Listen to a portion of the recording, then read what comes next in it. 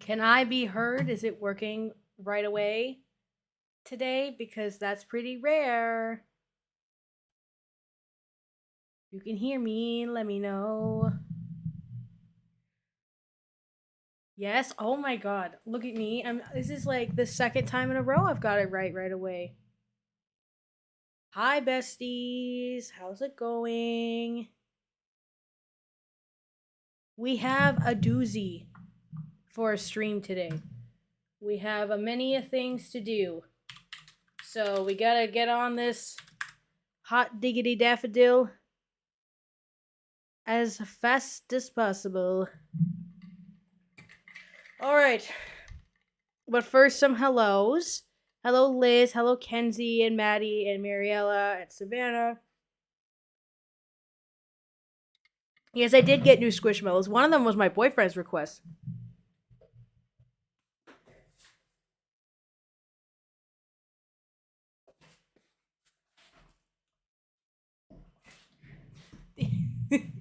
These are the new ones from Walmart. This is my boyfriend's. He wanted the monkey. And I have this one. Just like the little Yeti thingy with little feet. So, yep, so this is the new ones. Grad school's pretty good. I'm very tired. I slept for 13 hours today. Because right now, I work at an internship full time for no money. And then I need to also work for money. And I have 2 classes to not fail. The Bigfoot squish are a hot commodity in the squish collecting community. Oh, I love that for me. So, also, while we're watching the videos, we are going to go live. No, we're not. We're already live. While we're watching the videos, we're going to get ready, is what I meant to say. And then for some reason. Also, if things are a little glitchy, I got a 4K monitor that turns out you need a better computer than the one I have to really run properly. So it's not my fault. I just have a low IQ and didn't think my decisions through. I will upgrade my computer eventually, but that requires more money than I currently possess. So, yeah, that's where I'm at right now. So the thing is with me currently is Mama Squish a little too poor for a new PC because I also need to get a new iPad because the battery is on life support. So that's that on that. Before I start, lip oil. So today we're researching Sh0eonhead, and then if we have time, we're gonna look into this like Nickocado avocado X Candace Owens era that we're in right now, because I'm very curious about what that could possibly entail. Not on my bingo card for this year, however. I can't help but stand. Also, I had made a video on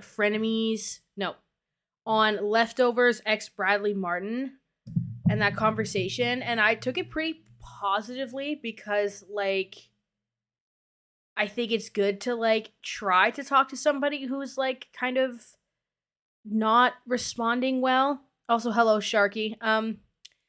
And with the recent Ethan Klein drama, I decided not to make it public, but it is on my Patreon.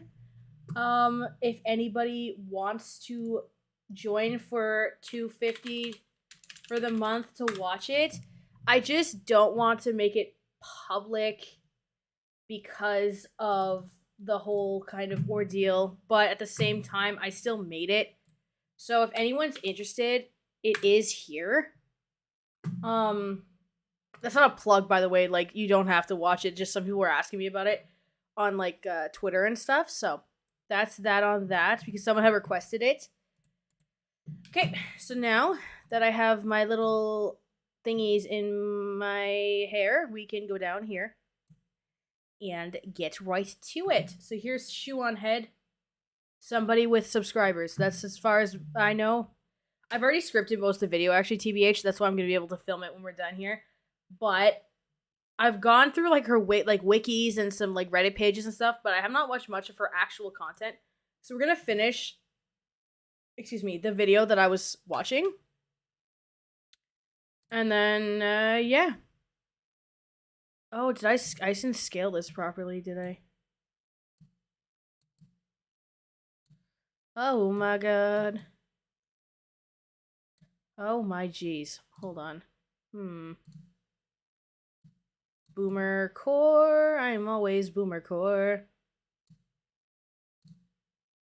That'll do. That's good enough. Alright. And as far as makeup goes, I'm gonna prime first, obviously. And we're doing the classics Becca primer and the e.l.f. Like poreless putty, but the acne one. And the e.l.f. Halo Glow. So that's what I got going on right now. And yeah. Let's get right to it. If anybody has any suggestions for what I should look into as well, like, let me know.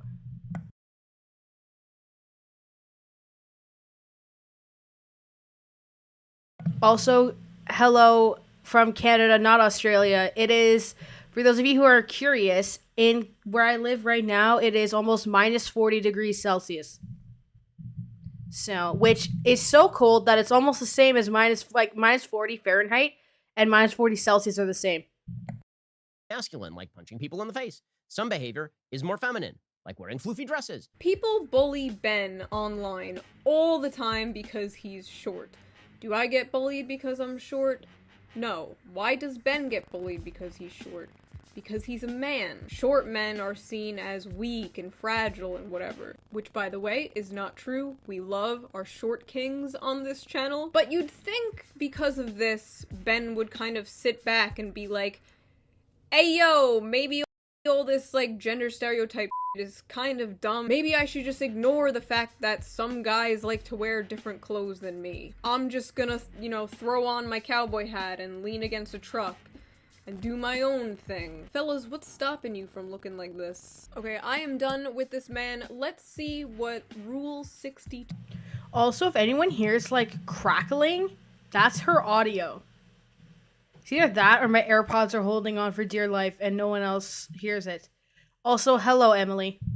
Two gender-swapped Ben Shapiro has to say about this. Ben Shapiro's sister, Abby Shapiro, the woman that YouTube really wants me to watch. I cannot escape the ads. Abby Shapiro is one of the most requested response requests that I get. Please do a video responding to Abby Shapiro. Please do a video responding to Abby Shapiro. And it's like, I avoided it for the most part because, like, it seems like most of her channel is just your typical, like, I'm a trad wife, I love the home and baking cookies. Just like that kind of thing. And let me just say, I'm kind of traditional myself, okay? I would love to be a stay-at-home mom, baking cookies and But the time has come. It is time to respond to Abby Shapiro. Hello, classic crew, and welcome to today's episode of The Scoop. I love hearing what you guys have been up to, so please leave that in the comments. I always read them. She always reads them. Now's my chance. Hello. Hello, Squirrel God. By the way, this video is a research. The video that I'm going to put out hopefully for Monday is actually, I'm probably going to do the Nickocado one this Monday and this one next week because I'm doing one video a week. Hopefully, maybe. Despite the fact that I have like another job and an internship, I'm still trying to keep the content coming for y'all. But anyways, this one is gonna be Rhetoric of Sh0eonhead. I might try to get a sponsor on this one. There should be maybe more sponsorships starting to come in the channel. I don't really know. I'm still a very tiny little lass. But yeah, so that's that. I am not doing them from like weird companies. I've had this like tea, like one of them like poopy teas. Like seemingly, I forgot to do the spot concealer. Seemingly bothering me nonstop. I've been ignoring them, don't worry. And yeah, so that's what's down the pipeline. The people who come to the streams get exclusive tea from me on what's going on in the channel. So thank y'all. Also, hello. Is it Kina? Like Christina, kind of? Or I don't know how to pronounce your name, but regardless, hello. And let's keep watching. And then I'll tell you kind of where I'm going to be constructing this, hopefully, afterwards.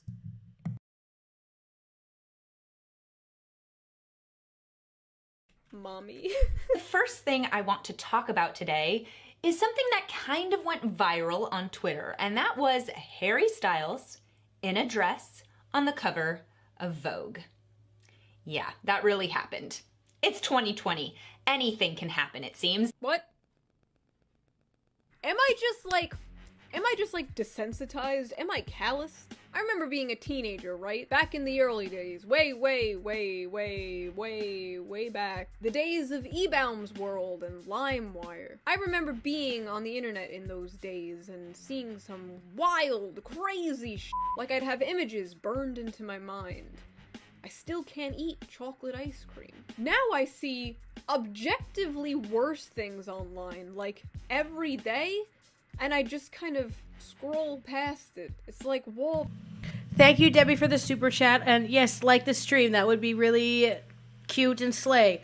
Also, one thing I learned, I thought me and this girl were like the same age. She's like 10 years older than me.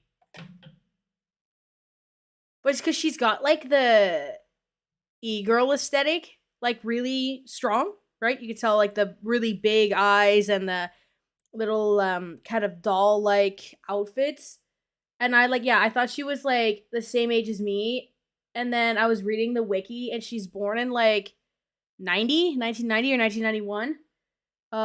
So that was crazy to hear. So if anybody else is shocked about that, let me know, because I was like, dang. Oh, thank you, Allie. Cleaning your house, watching my videos. I love that. I listen to YouTube videos on my commute back from my internship a lot, or to school and stuff. Which is why I got premium. Also because of the streams. It's like she never aged since 2012. Yeah.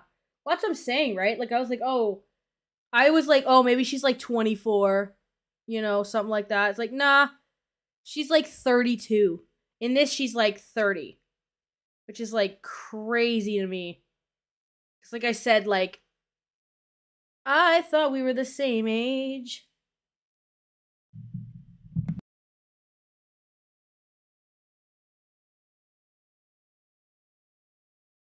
Paper to me. Maybe I am just callous to debauchery. Perhaps I need therapy. Or maybe, feel free to disagree here, maybe these people might just be colossal snowflakes, and there's nothing actually that crazy or wrong with a man choosing to wear a dress. I should actually probably go to therapy, though. As somebody who really values masculinity, Same. and finds masculinity very attractive, Same. I don't find Harry Styles in a dress attractive. Okay. Neither do I. It's not really a attractive, sexy thing to me when a dude wears a dress. Like, the clothing itself is not hot. In fact, this dress in particular, honey, it's kind of a ugly dress. The attractive part to me would come from the confidence, the no f***s given attitude. The way the man can carry himself and not give a shit about what society or you think. If Harry wasn't some rich, famous celebrity and he walked around in a dress, he would get, like, beat up and called a I can say that, okay? I'm half I know that's not how that works. I know that's not how that works. But you. Harry Styles in a dress is just my type. He looks so handsome. He looks so great. No. Incorrect. Incorrect! Abby Shapiro, arbiter of your sexual taste. You think freckles are hot? Bzz, wrongo. You like facial hair? Bzz, wrongo. You like feet? actually unironically wrong. Stop doing that. As somebody who loves the fact that my husband is a man and is masculine, strictly from the perspective of am I attracted to a man who would put on a dress? The answer is no. Seeing a man in a dress doesn't really do it for me. I'm gonna be honest. Oh my god, we get it! Nobody is forcing you to f*** Harry Styles. Men don't belong in dresses. In Western culture, it's not a thing. Men don't... What makes no sense to me is, like, why is the parameter... This is obviously, like, often the case more so for women, but why is the parameter of someone being worth anything if you want to, like, coitus or not? You know what I mean? Like, that's so strange to me. Like, if you don't want to bump uglies, why is that a problem? Like, who cares? You know? It's, like, the biggest, like, insult that, like, stupid people in my comments will be is, like, I don't want to have sex with you. Okay. I was not going to be approaching you neither, my dear friend. Like, oh my god. Like I said, it's like, who cares? Ugh. Anyways. I'm wearing the elf halo thing, and I find my skin is looking very good. It's almost like smoothing a little bit. Because I have textured skin. Okay, let's keep going.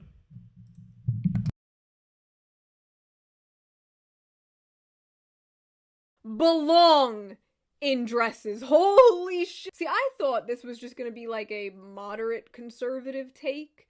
Kind of like a, oh, they can do whatever they want, but don't shove it in my face. It's their freedom, it's their freedom of expression. I just don't like the agenda. Like that type of thing.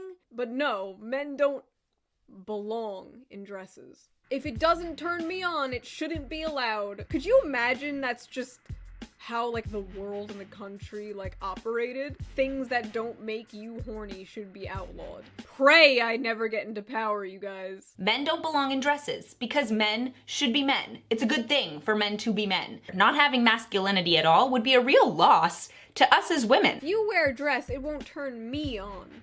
Think about my feelings. Literally all that's happening here is if you want to wear a dress, whatever, do it. We're just trying to normalize the very basic libertarian, very basic concept of... Okay, hold on.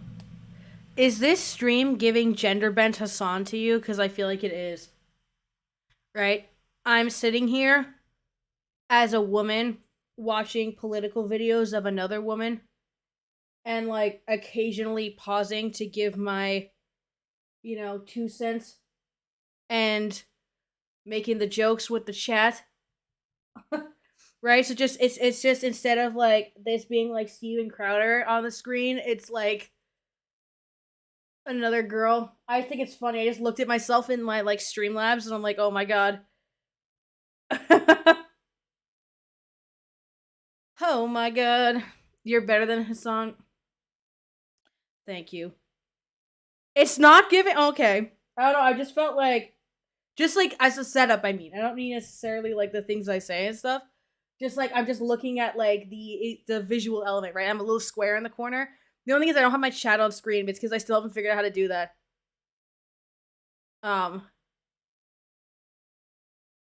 And... Okay, we'll keep going.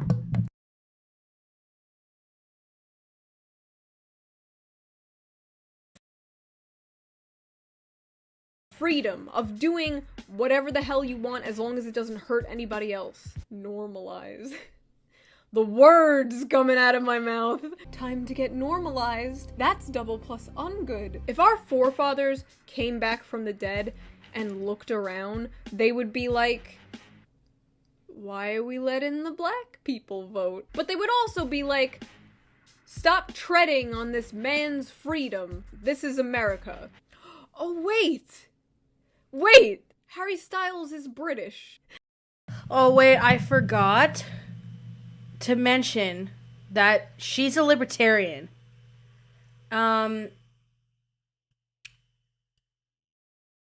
So, yeah, take with that what you may.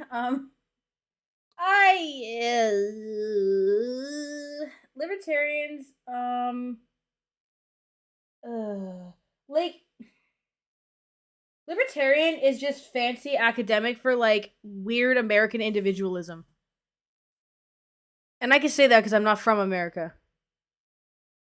Ah, I see why we're gathered here today. Yes, I know it's not Sunday, like, the church is on Sundays, so does that make today Sabbath or something? I'm trying to figure out, like, a low-key, like, religious relation to make, like, our little gathering. We're at Sh0eonhead Church. Where is my concealer brush?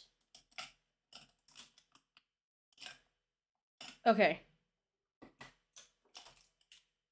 Oh. Found it, Bessie.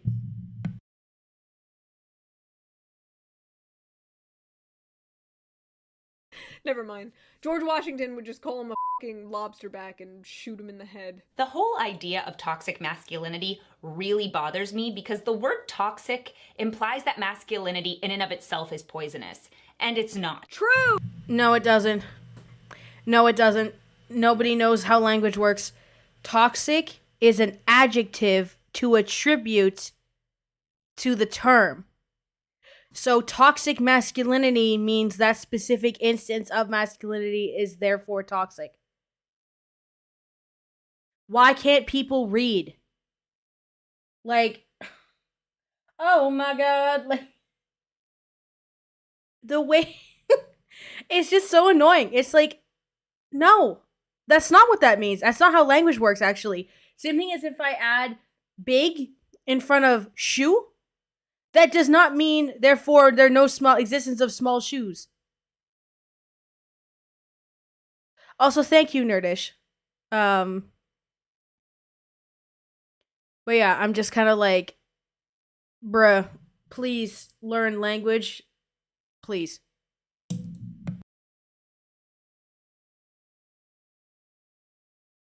Ooh, toxic masculinity is a stupid f***ing term. I will stand by this to my grave. Most feminists will be like, you know, we're not talking about all masculinity, which is true. They're just talking about, you know, the toxic parts. There's also toxic femininity or whatever. But then there's people like Andrea Dworkin's husband.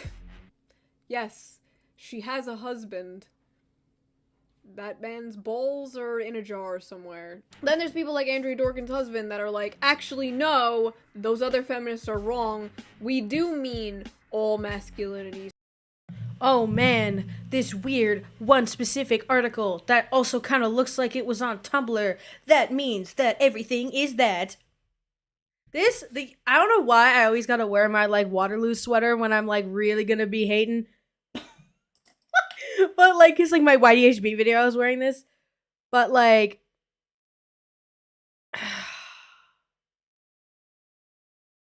like, the reason why toxic is attributed to masculinity in a certain term is because it attributes to a system that is bad for everybody. Toxic masculinity as a concept contributes to aspects of the patriarchy that don't favor anybody, such as men not being able to share their feelings, for example. That's toxic masculinity because that also affects everybody else. Also, I got these little powder puffs on Amazon. Love. Love, love, love, love, love. I was not about to pay $20 for the Beauty Blender one. So I got this one. I got an 8-pack on Amazon for $12. I don't know why I'm singing. But yeah, anyways, so. Oh, okay. So I need to add that to my notes before I forget. Alright. There's too much going on here. Oh my god, I got powder on my mouse pad again! So, chat, entertain yourselves while I write things. And by entertain yourselves, say more things because I have to pause this while I write before I keep going.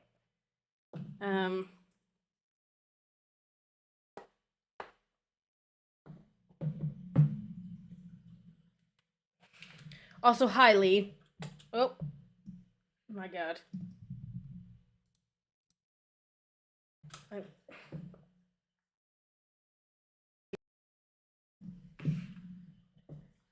But yeah, oh my god, they just updated my Notability app and now I don't know how to use it. It looks so different. Oh my god. The panic that sets in when technology.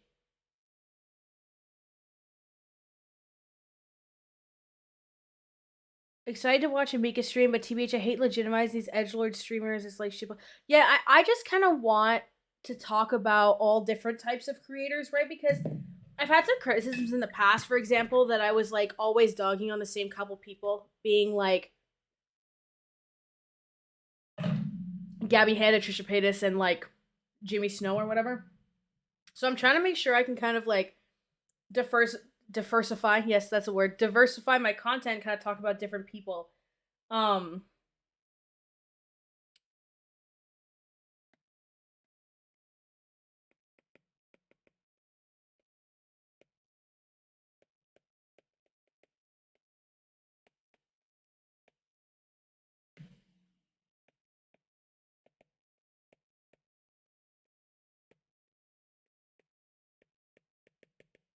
You know who she reminds me of? There was like this I haven't seen her on TikTok. I don't know if I blocked her or I just kept being like, don't show me this girl's videos. Okay, Mia, I made an H3 related rhetoric video, but then it was like a little bit more positive than I wanted it to be. So I kept it on my Patreon only because I think I fumbled the bag. So that's where that is. Yeah. Patreon.com/MikaSF, I think. That's where that is now. The thing is that Ethan Klein doesn't have a fluid goal, really, to the things that he does anymore. So it's hard to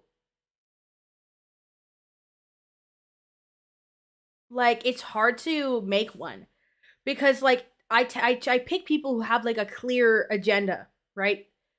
That's kind of what the problem is. How do I manage the time? So what I do is I block out certain times in my brain. So like I work whatever right now 8 a.m. to about 1:30. I'm home by like 3. And then I get to have a break from 3 to 4. And then I have to do stuff from 4 to 6. I cook around 6 or 7. And then I get the rest of the night off. So that's, and then I'll do work like while I'm at school and stuff, or while I'm working or whatever, because there's like breaks and there's things I'm not always super active in doing stuff. And I find blocking out consistent break times really helps not procrastinate. Yeah. Also, to be fair, I don't have ADHD, so that also helps. Because I know that that's not like necessarily something that everybody can do, but that works for me. So.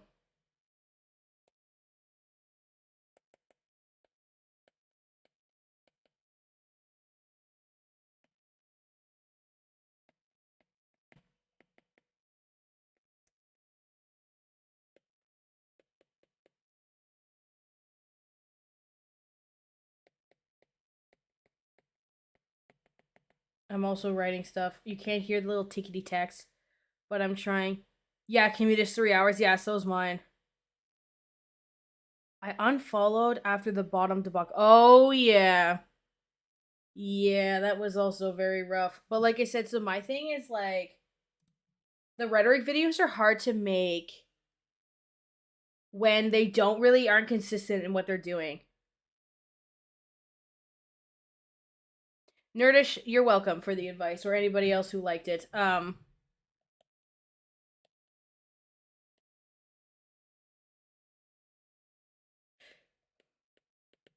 should have DM'd Ethan is online and be like, hey, Bessie, what do you know about Sh0eonhead? But now I'm like, we're too close to the ringer.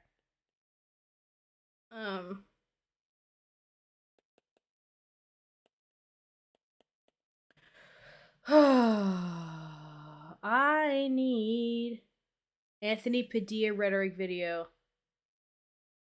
Ooh. Maybe. The bottom thing was Ethan Klein going on a rant about, like, bottoms versus tops of the gay community, I believe. And then, like, everybody being like, you need to stop, and he just, like, kept going over and over and over again. It was just really cringe, mostly, and he dealt with it really poorly. And got mad at everybody for getting mad at him or whatever. Okay. Let's finish this video. Now I've noted it as well in my... Oh, it's chaptered. Oh my god, we love a chaptering queen because that makes this so much easier when I want to clip it. Wow.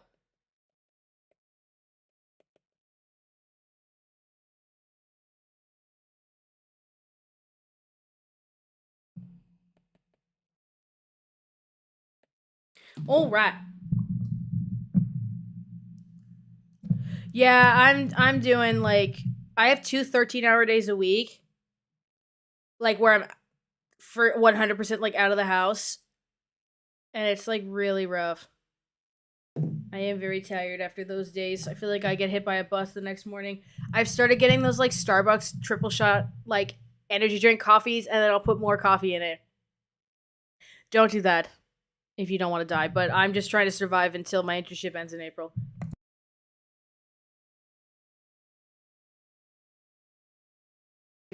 Oh my god, your conservative family, Aaron, is gonna be like, I hear liberals.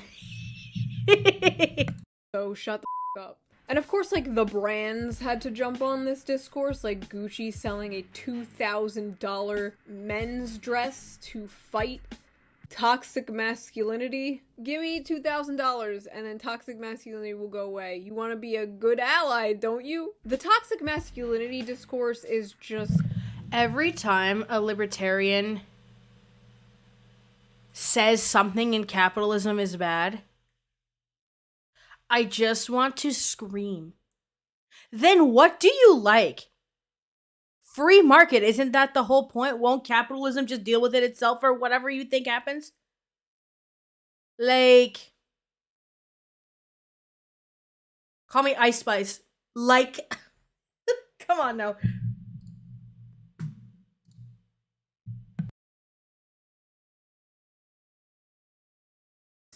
Shitty. I agree with some of it, and I have for years, like, society teaches men that it's not okay. Pick an eyeshadow color. Quickly. Chat. Color combination. Go, go, go, go, go. Because I didn't pick a makeup look in my brain. So, pick one while I apply the eye primer. To cry or whatever. Men should be comfortable expressing their emotions. They shouldn't bottle shit up. They're just going to off somebody or themselves. Statistics don't lie, boys. Are you okay? Are you okay, my little pog champs? The truth is, men just aren't doing well. Everyone. Really. Okay, wait. Someone popped off lavender and sage, or like a purple and green. That sounds cool, because I haven't done that yet. I will do that. Yeah, accent with lavender. Okay, yeah, see, I'm gonna do that. That sounds fun.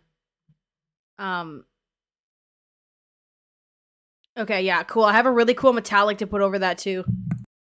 Is not doing well. The suicide rate for 10 to 29-year-old men is 77%. The suicide rate for men 30 to 44 years old is 78%. 43% university attendance. 1 in 4 homeless people are women. All the most dangerous and fatal jobs are held by men. 42% of UK men aged 18 to 45 considered... Okay.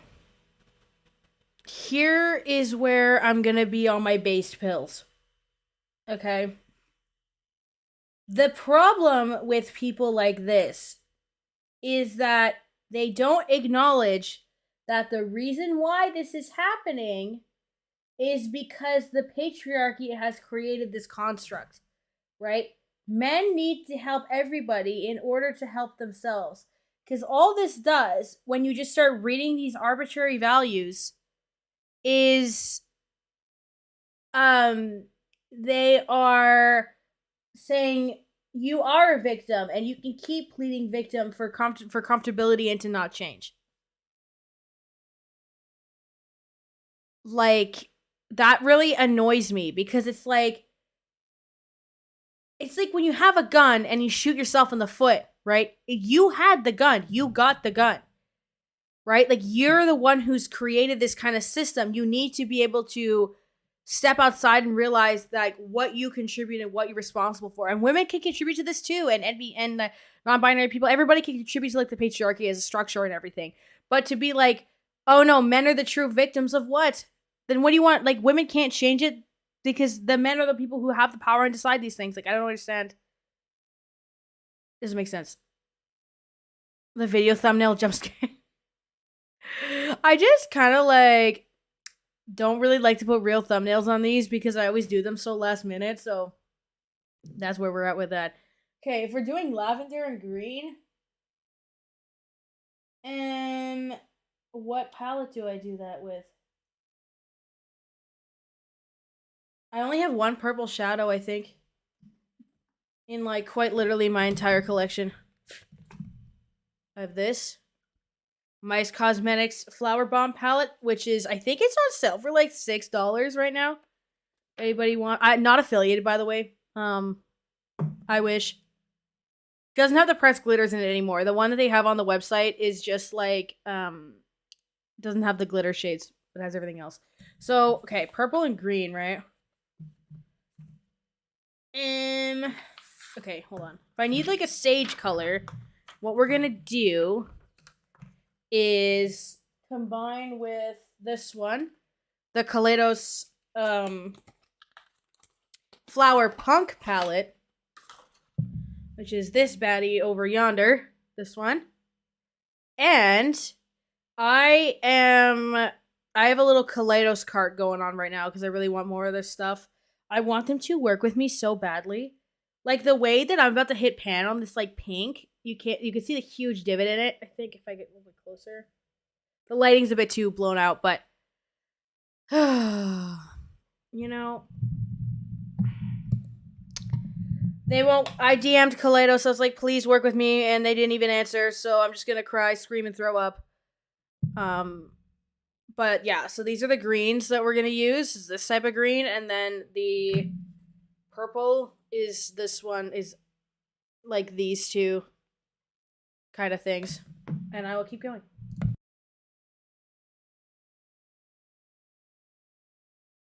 Suicide.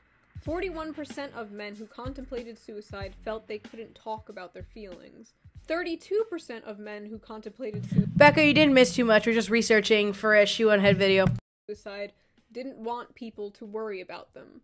Women are struggling to find men who make as much money as they do.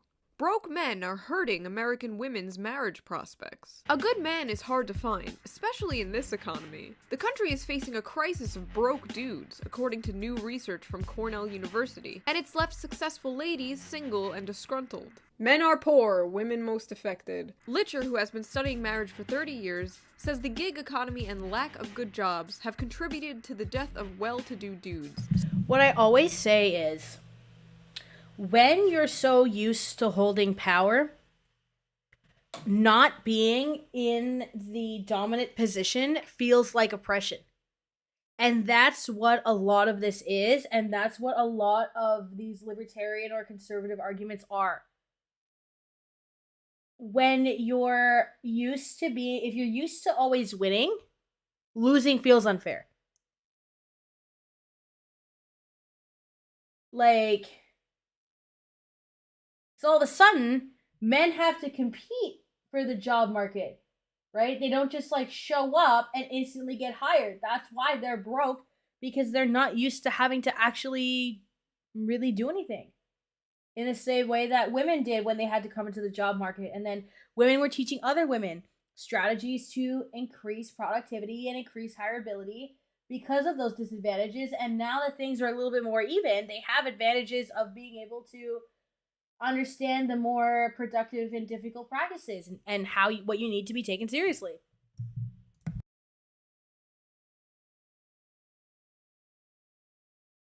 So is the fact that women are outpacing men educationally, upending the age-old dominance of the male breadwinner over the past 5 to 10 years. Now it's the case that more highly educated women are marrying down, says Letcher.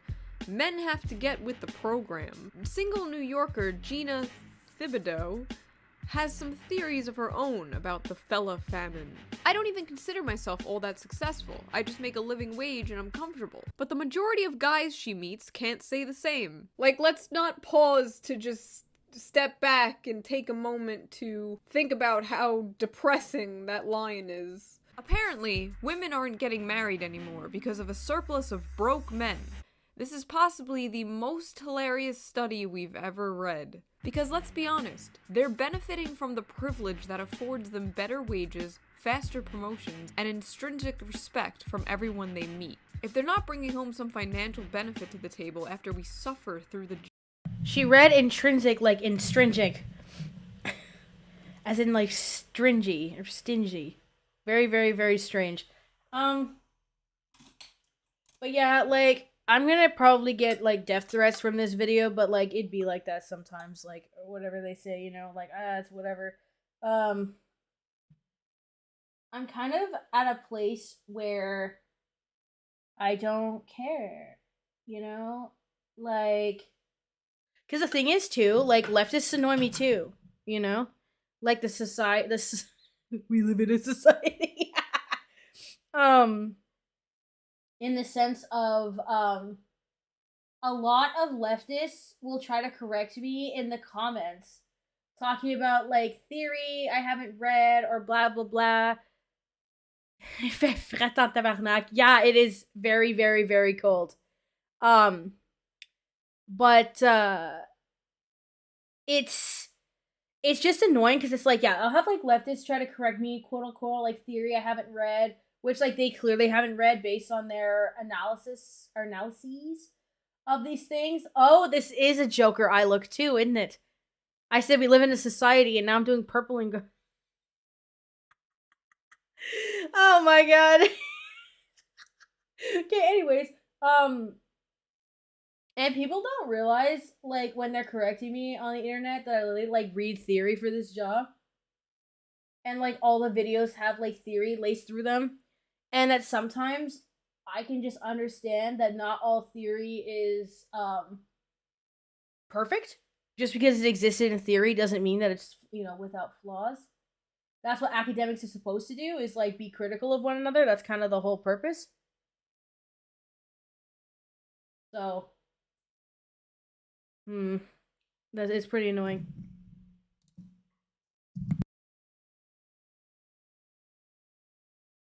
Gender pay gap and glass ceiling, what's the point? Honestly, we're kind of obsessed with this study, because if you take away all the sexist assumptions and patronizing findings, there's one beacon of hope: the idea that men are useless if we're not draining them for money. The American people are tired of women. When you're a man and the one purpose in life you were told you had, which is making money to provide for a family, is starting to become almost impossible, things kind of suck. The country's happiness has just been declining in general overall. And you can look at that as a Rorschach test, depending on your ideology. You see society crumbling because of Sources, I made it the fuck up. Happiness is not declining because men don't make more money than women.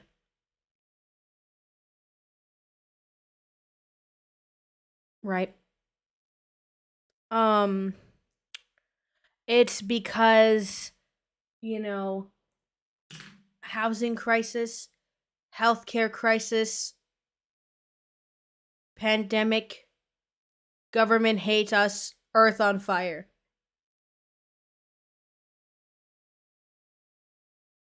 Anyways.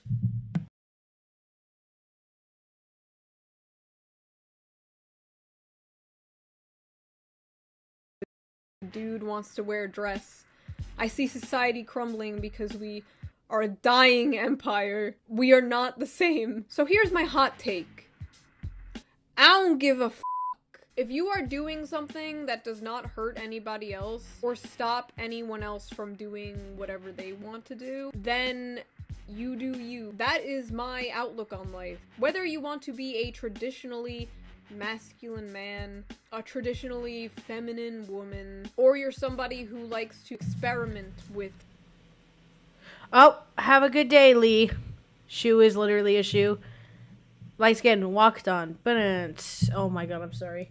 Style, clothing, and how you express yourself. It doesn't matter. Like, I'm pretty comfortable in my gender role, but that doesn't mean everyone else is, or more importantly, has to be. Like, who gives a shit? We are in the middle of a global pandemic. Thousands of people waiting on food lines. There's an eviction crisis. And these motherfuckers are crying about a rock star wearing a dress.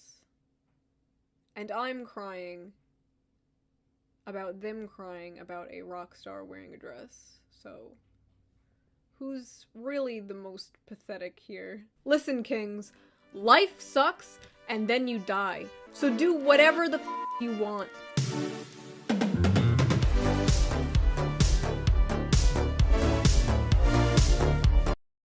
Hello friends, and happy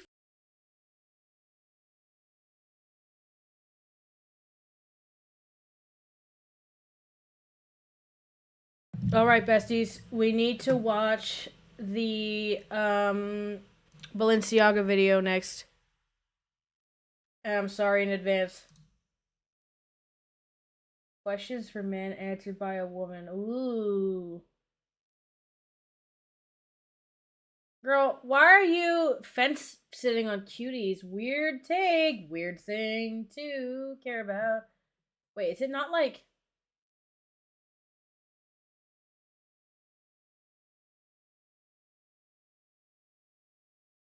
Oh my god, I hate this so much.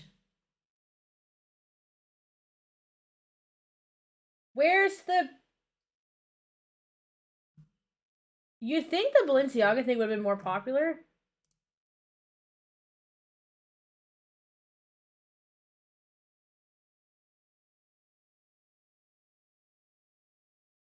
Sorry, if I look like I'm like so intensely reading, it's because I don't have my glasses on. Because I'm doing the makeup and I'm trying to like see. Okay, wait. She hardly ever uploads. Why can't I find it? Oh my god, it's because I'm stupid. Okay, it's right here. Hello everyone. Today we are going to be talking about the creepy Balenciaga photo shoot you may have heard of, how I helped accidentally kick off Balenciaga Gate, the bizarre defenses of the photo shoot, and how I lost friends over it. No, I'm not joking. This is going to be a wild one, so get comfy, get cozy. I made you some hot chocolate. Look, it's got marshmallows in it. So for those of you who don't know, because I sure as hell did not before all of this. I'm sorry, it was in 460p or whatever. That was my bad. Balenciaga is a high-end fashion clothing brand that sells ugly shit like this for thousands of dollars. I personally do not buy Balenciaga clothing. I am not a filthy capitalist. I buy my clothes on Amazon, like a good socialist. Anyway, the company is currently under fire for their new holiday collection photo shoot. And when you see these photos, you will probably understand why. One was a little girl on a couch with a very worried, sad look on her face, surrounded by alcohol and holding a teddy bear that was wearing a full BDSM harness. There was other pictures of the girl laying on the couch, as well as another shot of another sad little girl on the bed surrounded by Balenciaga items, chains, and a whole ass leash. A little weird, a little sussy. Like, the pictures just gave you bad vibes. But anyway, to make things even worse, right on their homepage, right next to that photo shoot, was a photo of a purse on a desk. Seems normal, right? But the only visible paper sticking out from under the purse, the only piece of paper with any text on it, conveniently right there, was a court case related to child Creepy. Coincidentally, 2 days before this all hit the internet, Balenciaga left Twitter. Not only did they delete their Twitter account, but they deleted every single photo off of their Instagram page. Okay, hold on. I'm gonna juxtapose that comment with the fact that Sh0eonhead also left Twitter. I am getting messages. Yeah, I know, I found it's her third most recent vid. I'm just a silly goose and can't see.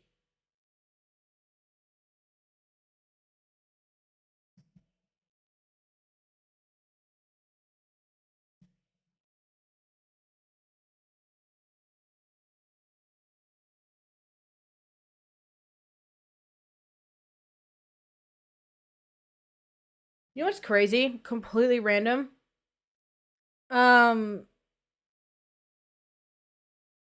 Is I want to be Ice Spice when I grow up.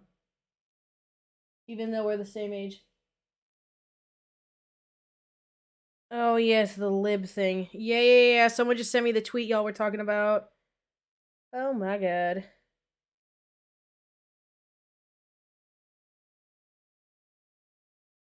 See, the term hit the wall is always gross. I hate that. Okay, so there's the metallic on.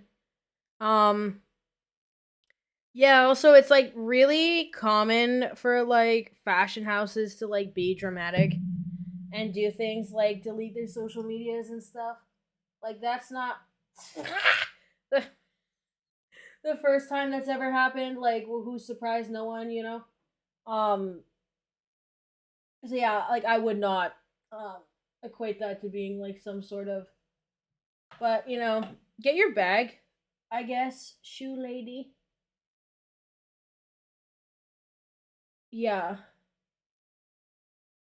Like I said, it was the same thing with like the Gucci thing. It's like, what, you're gonna Gucci selling a $2,000 dress, everything they sell is $2,000. Like, what, you want it to be $20 because women or something? Like, oh my god. Okay, time to put the eyeshadows away, I think. So this is the end of that look. How are we feeling? I hope it was satisfactory.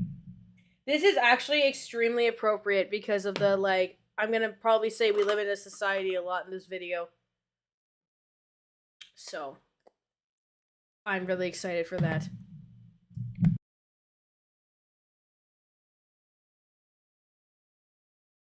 Why are you running? Why are you running? So I actually found all of this out because I saw a TikTok on my Twitter timeline by the streamer Vending, and she was talking about this. And I couldn't believe it, so I went to Balenciaga's website, and lo and behold, it was real. The creepy photo shoots, the CP document, everything was right there. So I made my own tweet about it, and this tweet winded up absolutely popping off. I had no idea the entire internet started talking about it, because once a tweet of mine starts to blow up, I just mute it and just move on with my day. My tweet was all over mainstream media. New York Post even called me a, quote, eagle-eyed social media watchdog. Okay? This spiraled completely out of control. People were burning their Balenciaga items. There is just no...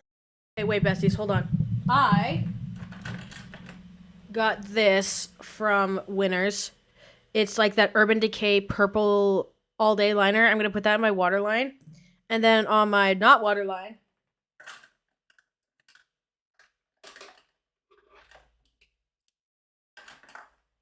I have a brown liquid Sephora liner. So now I'm gonna focus. So if I'm not reading the chats because I'm playing with my eyeballs and don't want to blind myself. But yeah. That's what we got going on here.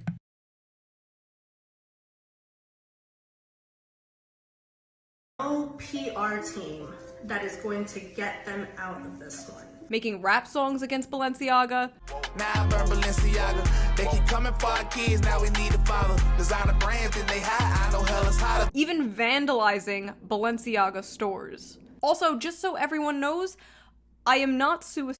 just in case news comes out that I was found with 3 designer bullets in the back of my head. And I don't think Brittany Venti is either, so if either of us, we do not have information that will lead to the arrest of Hillary Clinton. The best part about this, though, has to be I was fact-checked by Twitter, and this is what they said. Although Sh0e often makes comments to cause amusement or laughter, this is an authentic Balenciaga marketing photograph. It contains an excerpt from the U.S. Supreme Court opinion in United States v. Williams, which upheld a part of federal child pornography law.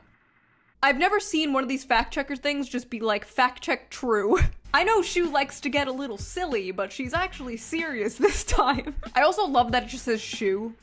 Like, Twitter and I are just on a first name basis now. Now, you're probably asking, Sh0e, why would a high-end fashion brand pull this, like, Where's Waldo shit? Well, there are a few theories. The most obvious one is to just look edgy and subversive. Nothing like a good old controversy to get eyes on your brand. So if this was some kind of pathetic attempt at an attention grab, they sure got attention and much more. I wouldn't put it past corpos to do some weird attention whoring like this, and I definitely wouldn't put it past the fashion industry. The other theory is that this is just a little wink, a little nod to the other freaks in the industry. Think the Wilhelm scream, but for like little St. James tourists. Finally, Balenciaga, the brand itself, came out and apologized.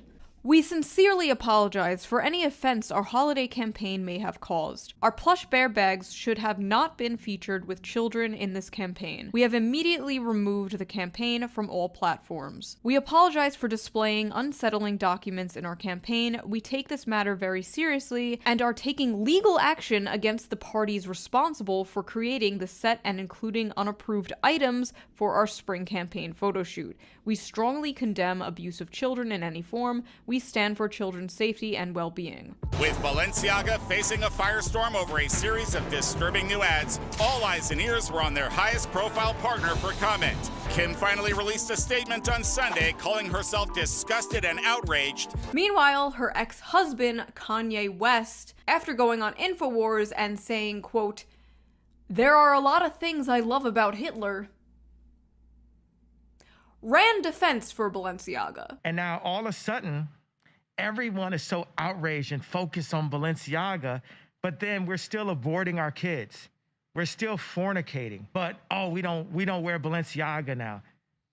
You shut the hell up. So fellow paranoid schizophrenics started digging and found more creepy things in the photos from Balenciaga. And this has spiraled into a much bigger conspiracy. This is the thing with Okay, we lived. We survived the always eyeliner. Sisters, not twins. But yeah, we're alive. So, here's the thing. And I don't know how to phrase this off the cuff without sounding absolutely insane. But it's a weird Republican thing to pretend that everything they do is for the well-being of children. There are research papers on this. A lot of this comes from Reaganism, obviously, because every bad thing to ever exist comes from Ronald Reagan. As well as the Clinton, and I know Clinton was a Democrat technically, but a lot of the practices were upheld in the Republican Party. In the war on drugs era as well. That kind of criminal, like the huge uptick in imprisonment in the United States. So, and I think that's what a lot of people are leaning into, because then you can spiral it into like art being dangerous, which is something that, you know, and then the art colleges are dangerous, and then, you know, that slippery slope that people like to lean into. Yeah, an easy way to, fearmonger his children. Exactly. Okay, good, because when you say things like, obviously I care about kids. Hello. But, like, I'm not going to misconstrue things that are not necessarily related and put it on the responsibility of saving kids because those two things aren't related. That's what I'm trying to say. And I'm not necessarily saying that's the case with this, but that's a thing that a lot of the right-wing people will do.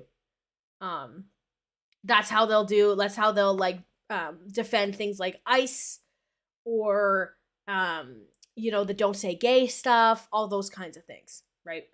That's what the issue is. But yeah, that's my piece on that.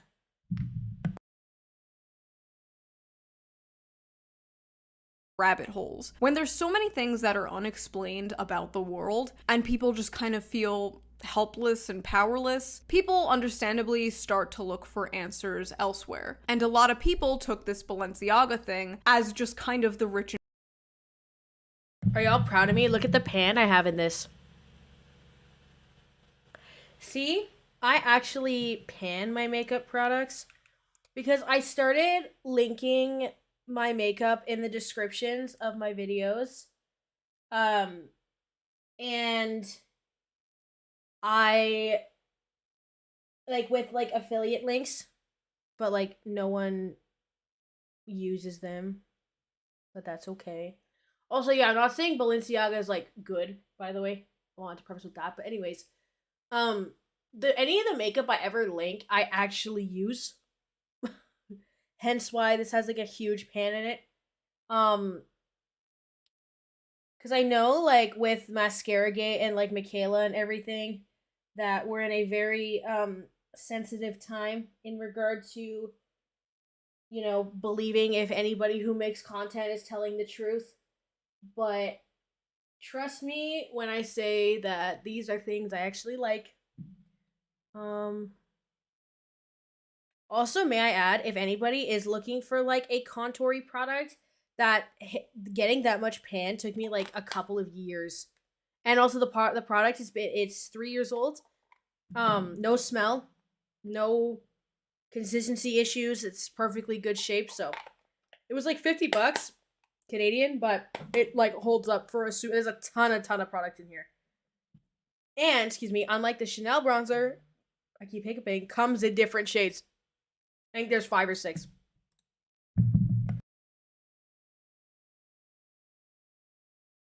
And powerful, doing what they do in secret, now out in the open. Do I think this is some kind of Pizzagate thing where Balenciaga's... The contour is the Huda Beauty Tantour. I also really like the KVD ModCon. I'm just trying to use up the Huda one because it's old. And also it's more subtle, so I wanted to use it with this because the eye look is like really intense. Like hiding children in their basement. Do I think they are literally trafficking children? I don't think that. I don't know that. I've never claimed to know that. What I do know is that this is a huge up from a billion-dollar company. And when a billion-dollar company up, who better to come to their defense than the progressive left? Can we stop pretending Sh0e is an ally yet? Sh0eonhead belongs in a prison cell for hate speech. Sh0e herself is basically a terrorist enabler at this point. You are a Nazi. Sh0e is literally just a Nazi. Yeah, Sh0e is a Nazi. Sh0eonhead is a fascist and a danger to our community. This is your daily reminder that Sh0eonhead is a Nazi. I'm sick of Sh0eonhead. She needs to go. No more. I think that if a button to deplatform her existed, we should push it this instant. Do you think reporting her vids would do anything? Hate speech and all? How about we mass report her Twitter? Fuck Sh0e. This crosses a line. Sh0e is a cum-dump enabler for fascist violence. Who'd expected anything else from a Nazi bimbo hag? She's fundamentally the enemy and should always be treated as such. People like Sh0e and Matt Walsh are the types of people I believe committing acts of violence against is morally justified. Now, I just need to make this clear that this is in no way a representation of the entire left online. Most of the people who follow me are left-wing, and they agreed that, yeah, this photo shoot was really weird. The people who are mad about this are from a pretty small bubble, but nevertheless, lo and behold, I was apparently canceled. Now, I use the term canceled sort of sarcastically because I really wasn't canceled. It's kind of impossible to cancel me in general because I have 4 different fan bases and they all hate each other and me. And a lot of you guys watching this probably didn't even know all of this happened, but it was just very weird and I need to talk about this. Sh0eonhead on her way to once again use her massive platform to provide the neo-Nazis in her audience with fodder they can use. Yeah, I'm not saying that Sh0eonhead's a Nazi because, like...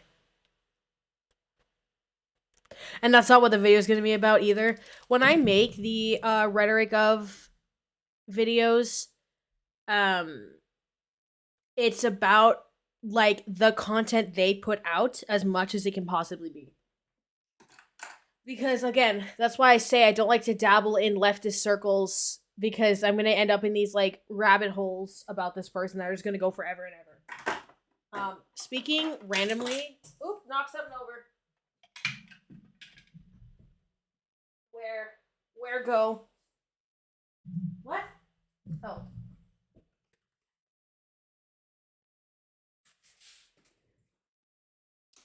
Speaking of, I need to think. Oh yes, speaking randomly of products that I'm obsessed with. This I got like a year ago.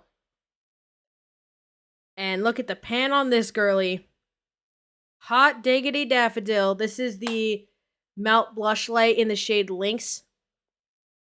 I like to use this as a cream blush and then set it with the Melt Digital Duo, which is the one with the bees on it. But that one has a lot more product. But yeah, like, let's do like pan ASMR. It's not even picking up. Okay, I will keep playing the video now.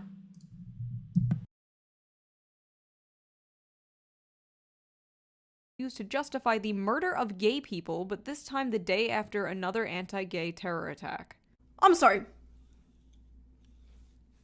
Where are Okay, yes, I also said a year, but I don't wear makeup every day. That's the other thing I wanted to mention, is I do not wear makeup every single day.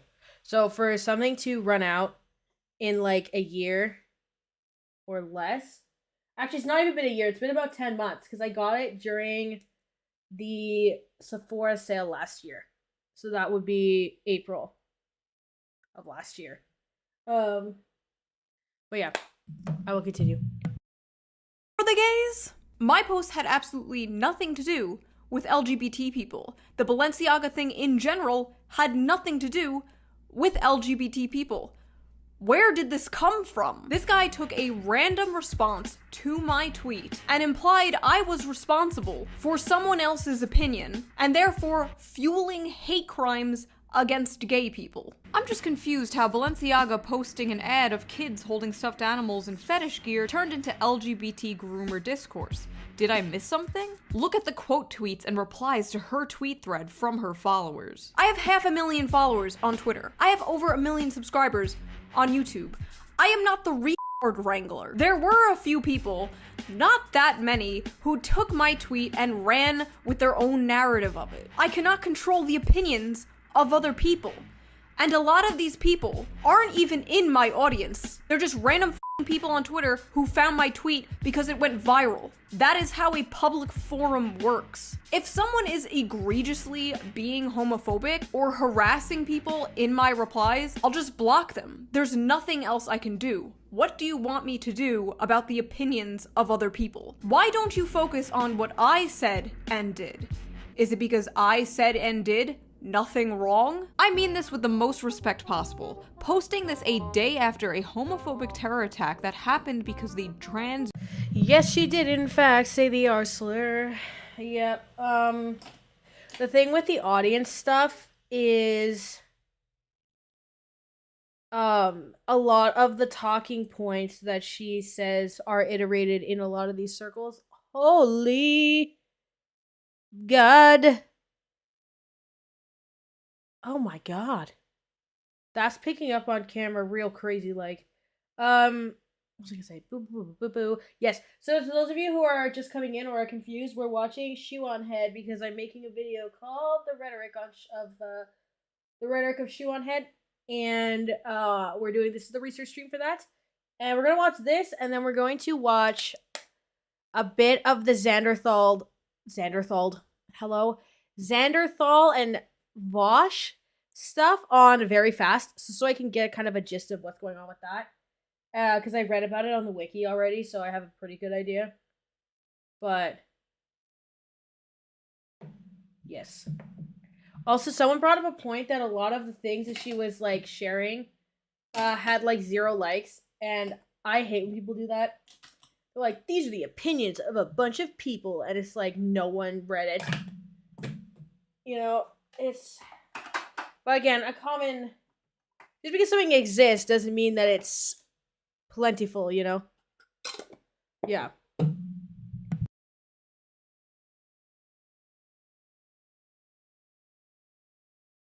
drag groomer scare comes off in very bad taste. I think choosing to bring this to light right after the shooting is phenomenally poor taste. Sh0eonhead throwing queers under the bus right after a mass shooting to cater to her homophobic audience. There was a mass shooting in a gay club in Colorado a few days before this Balenciaga thing broke. And because there was a shooting at a gay nightclub, I can't talk about pedophilia?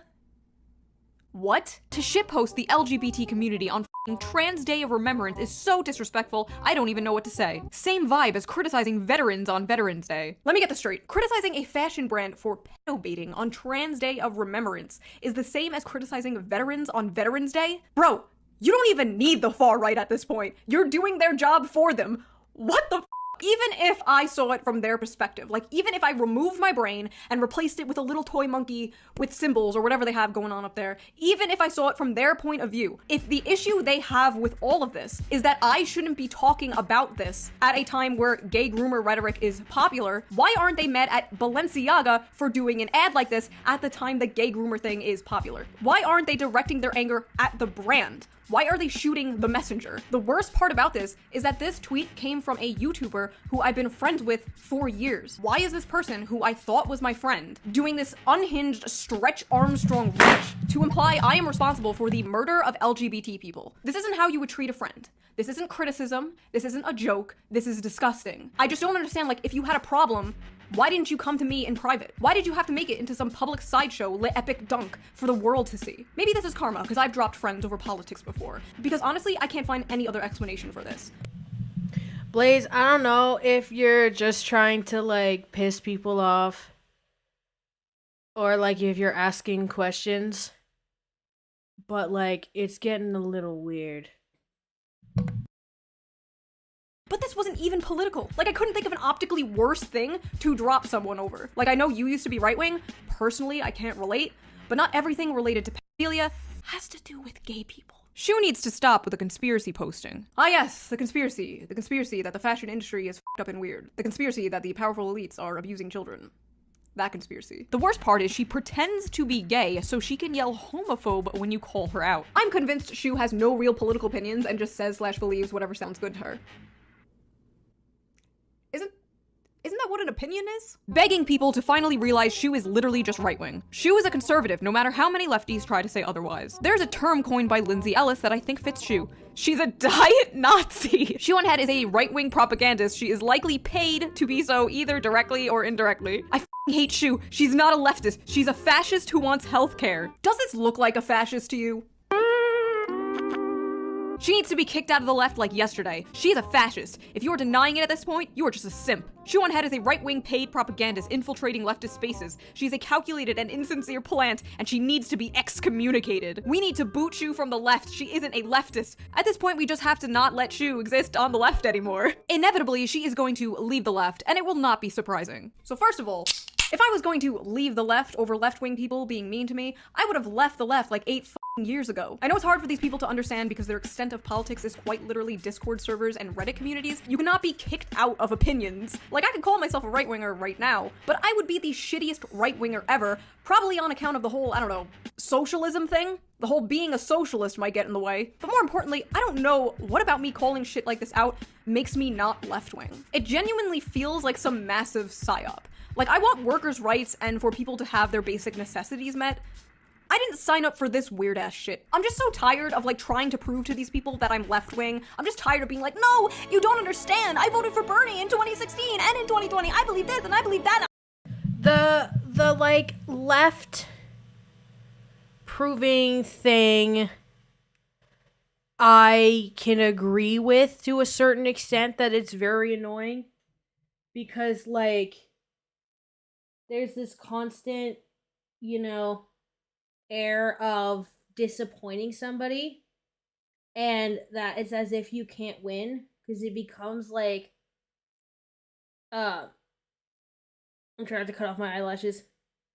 It becomes almost like a dick measuring contest of like who's more left than the other person, who's read more theory, who's, you know, whatever.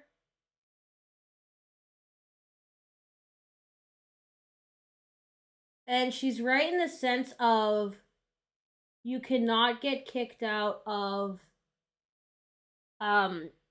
a political opinion or an alignment. But the internet left does treat it like you can be, and that is a huge problem. That's why even I don't, like, I am a leftist, okay? Like I've read the theory, I've done the thing. You can tell by the content I talk about in the videos, all that kind of stuff. But like, I don't run around and be like, I'm a leftist, because I just don't want to hear it. Like, I just don't care. I know what I believe in, I know what I vote for, I know what I do, and that's enough for me personally. But people who do need to find community online, it's going to be a bit of a different story, right? Also, this stream's now going to be a little bit of a faster pace because now I'm done with the makeup part because I had to focus on that a little bit. But yeah, so that's it's like very, it deters you, right? And as someone who criticizes people, I always try to make a point to, like, something that people compliment me on pretty frequently is this idea of I don't fence sit, but I'm pretty what's the word I'm looking for? Like, I'll take things objectively. But the thing with that is I do so because I don't identify with a group online. And then the second, you thought I was gonna remove it, I was gonna wig snatch myself. And the second that I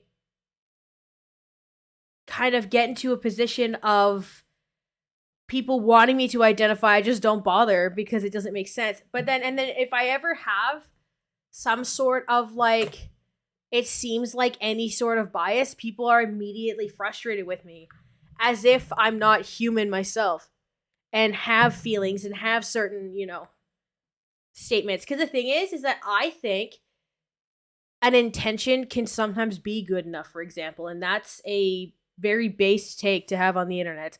So, yeah, that's my 2 cents on this, I guess, to a certain extent.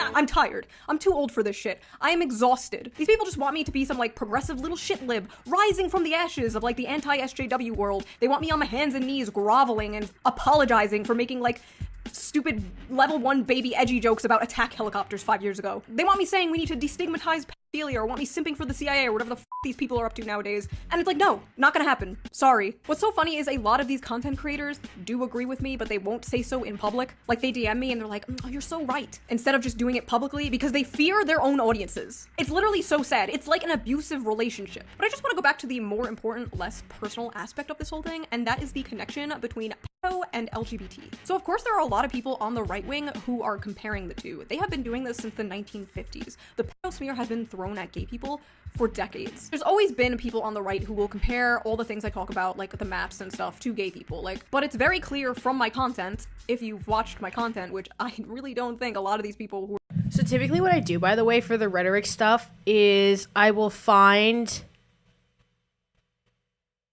please do not misuse the word triggered. Wait.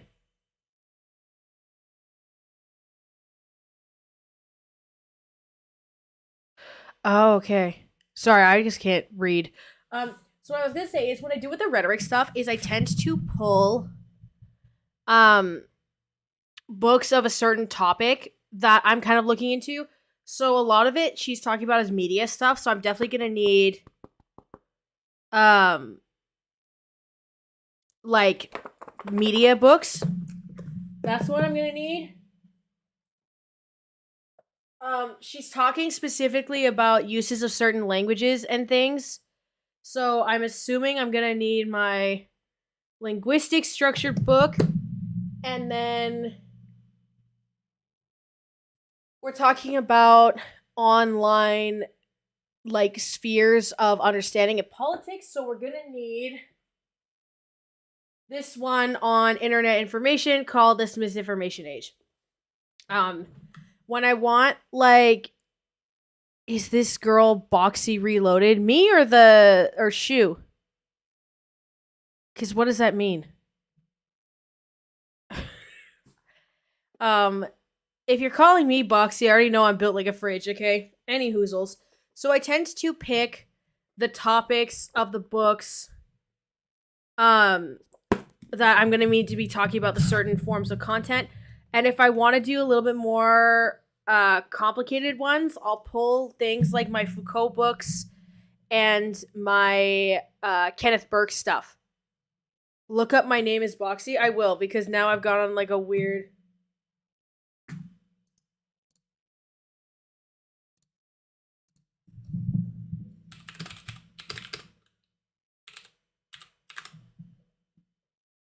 Yes, she looks like her. Oh my god. Okay, hi. So, my name is Box. Okay, can I get a... Okay, there we go. Oh, yeah. Oh my god. What does that mean? Like, okay. I don't know how many times I have to say it, but like, I didn't have internet before 2017. But like, yeah. The only difference is like the eyeliner's like flipped. You know what I mean? Like 14 years ago, 10 years ago, 2009. Yeah, the early 2000s had bottom heavy eyeliner and then flipping it above and no liner in the waterline or the lash line. That's so funny. Okay. I love that. I learn something new every day.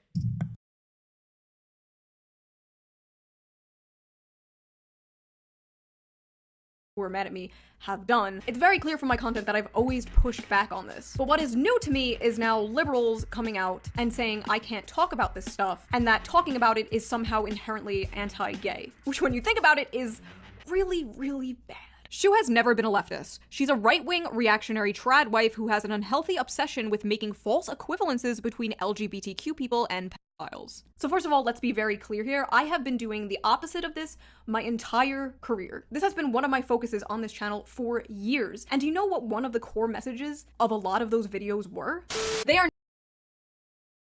Okay, so what I do now that I have an idea where I want to go, for this section, I'm going to start talking about kind of the concept of communities and, you know, triggered internet culture a little bit. So we're doing the misinformation age, and we're going to be doing, I always look at the chapters, and I'm going to pull from polarization and conformity, because that's going to be what I'm trying to look at.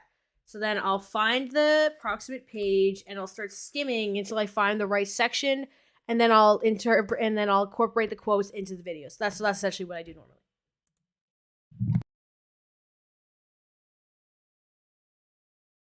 Are now trying to squeeze themselves into the LGBT community. And do not be mistaken, the LGBT community ain't having that shit. You cannot sit with the LGBT community. You can't sit with us! And for the people who go, must slippery slope, you're fueling the delusions that they did actually successfully break their way into the community. They're latching on a movement that is currently, finally, seeing acceptance, which makes them snakes. There's literally nothing more dangerous about pedophilia than any other sexual attraction when you think about it. You hear that, guys? There is no difference between an adult consensually having sex with another adult and an adult having sex with a child. Amazing! We learned so much on this channel! But right now, since Also, I have these little sticky notes, and then I'll tab the pages with the sticky notes so that when I'm doing the video, I can pull them really fast, and I'll write on the edge of the sticky note, like, the approximate topic that I'm going to be pulling it from, in order to be able to find it, and then I just clip the part out of me flipping through the pages when I do the editing. So that's where the books and stuff, that's how that works. Gays and transgender people have already gotten much of their rights all throughout the world. I think it's time for pedophiles to have their turn. Shut up! Shut up! This right here is what triggers my timbers. Gay, consenting adults can do whatever they want with other gay, consenting adults. A pedophile's sexuality, children aren't a gender, so it's not a sexuality, but like I've said before, cannot go through with their sick fetish without harming anybody. Speaking as a gay man, I believe we should include the P. To do otherwise is to betray the principles that give us our rights. For the last f***ing time. You can't sit with us! My main point in a lot of those videos was, you can't sit with us. Nearly a decade of content of me going, this is really bad, the LGBT community isn't defending this, only for a chunk of the left to suddenly go, stop right there, Hitler! Sh0 never seems to go after right-wing shit. I wonder why that is. Okay, I only make maybe like, what, 5 videos a year? It shouldn't be that hard to go onto my page and scroll and just see this video, which is about exactly that. Like, it's right there. You don't even have to scroll, it's right there. Like, I made my prostasia video about a year ago. Remember my prostasia video where I exposed some child protection organization? What if I posted that video today? Would I be bombarded with these same people and called a Nazi and a reactionary and whatever? Because the only people that were doing that last year was the organization itself. The organization was calling me alt-right for exposing them. That's you!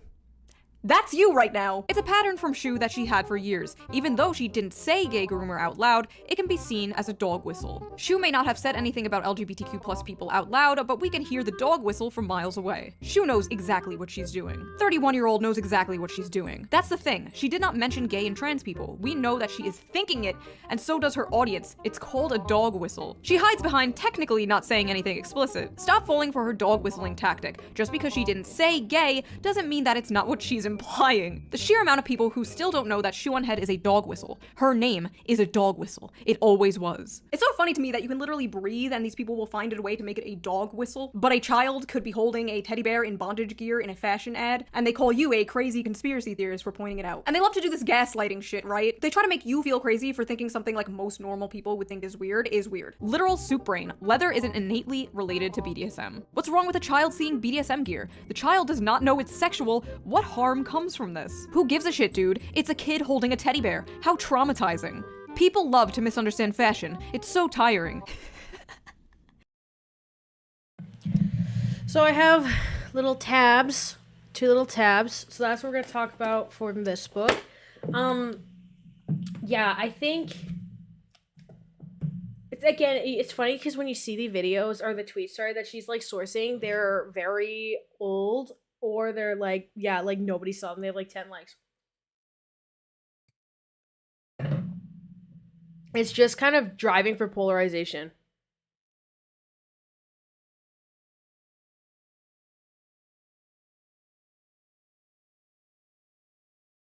Yeah. Yeah, because like the bear bondage stuff could kind of be seen maybe if you argue it's just kind of like edgy. But like the court document stuff was getting a bit strange. Like that's where it started kind of getting into like a weird, like why would you bother to put that in? But yeah, I agree with that.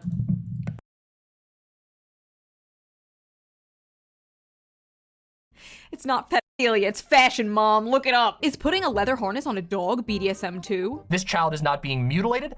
It is just holding a bear that happens to have a leather strap on it. Petco.com!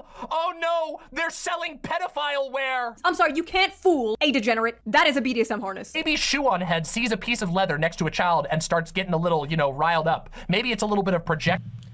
I don't condone the use of squishmallows in the background from this person I don't know. On Sh0eonhead's part. Oh, you think this looks weird? Well, you must be a pedophile yourself. Wow, got him. This shit went viral on like normie Twitter and Facebook and TikTok. There were like Zoomer girls on TikTok like, oh my god, this shit crazy, for real, this shit not bussin'. And you're over here pretending it's perfectly fine and not weird and only Nazis and pedophiles would have a problem with this.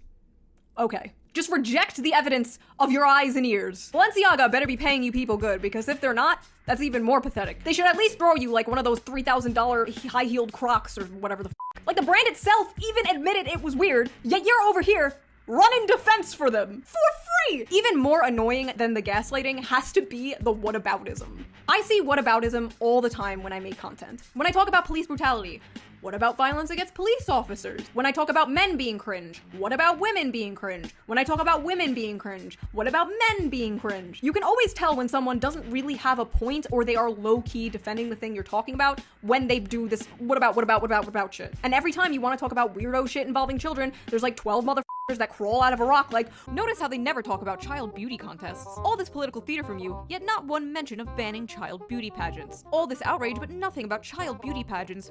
Oh yeah? You're talking about this bad thing? What about this other bad thing? What is this, the all lives matter of f***ing pedophilia? Multiple things can be bad at once. But it's not 2005. We're not middle-aged mothers from the South. Nobody is out here defending child beauty pageants. This is so weird because Sh0 has talked about kink and BDSM in her videos before. She's a hypocrite. I could be wearing a full BDSM harness right now. I could be wearing a full GIMP suit. But it would not matter because my content is not made for children. I'm an adult who makes content for adults. You either have a room temperature IQ or you're coping. Sh0 is Catholic, but never calls out the pedophilia of the Catholic Church. Has June ever talked about pedophilia in the church? I can't find her mentioning it. And again, these people don't watch my content. Hell, I even had a joke about it in my Prostasia video.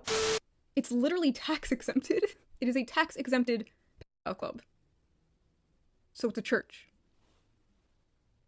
Also, hold on. Remember Cuties? Remember when Cuties came out? Cuties, which, much like the Balenciaga thing, had nothing to do with LGBT people. And like a dozen articles came out from liberal journalists about how like everyone criticizing it is alt-right.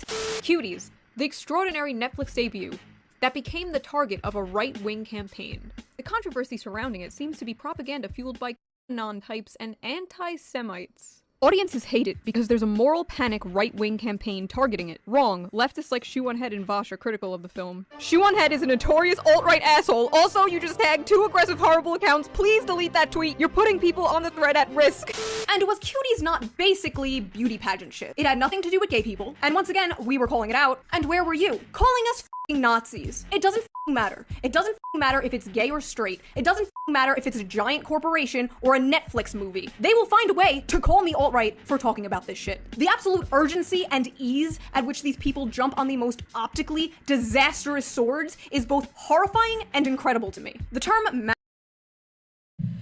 I think where I'm gonna frame this video is kind of this idea of inciting arguments instead of actual valid points, because I think that is what fuels the majority of her content based on what I'm seeing. And I will imagine, oh my god, I got makeup in my book, no! I will imagine that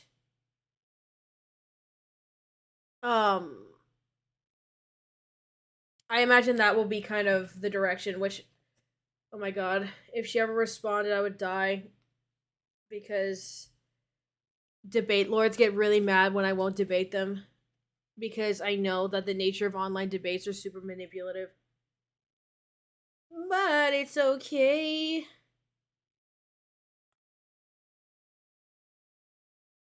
Okay, looking male or whatever doesn't really matter. People can just identify with whatever like gender identity they want. It's not really that big of a deal. And if I get an Apache helicopter response, I'm gonna block you.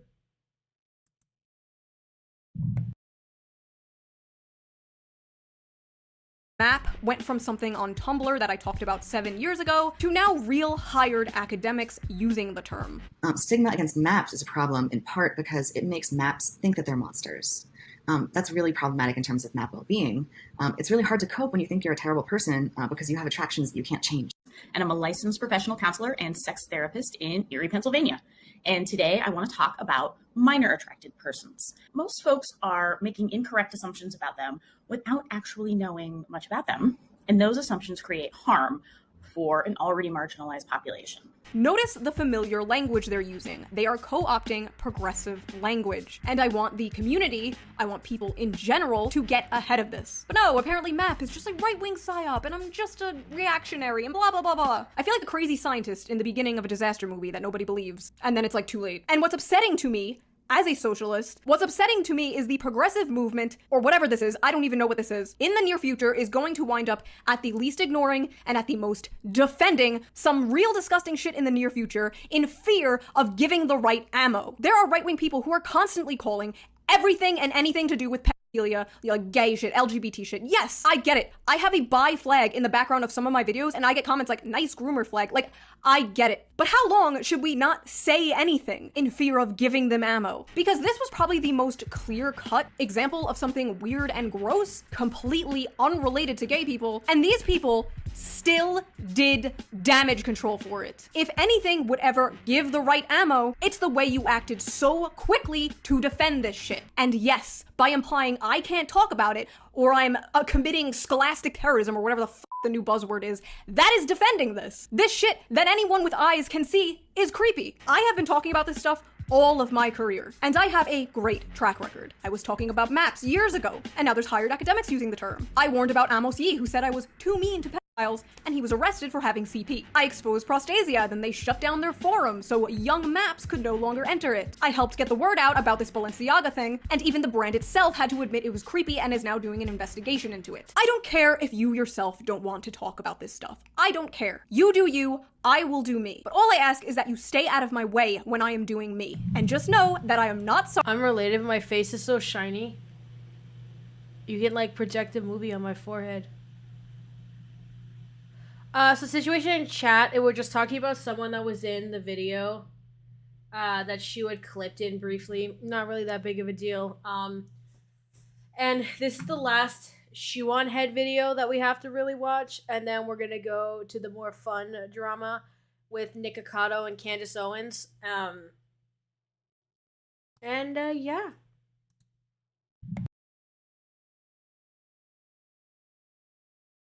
Sorry, I did nothing wrong, and I will do it again.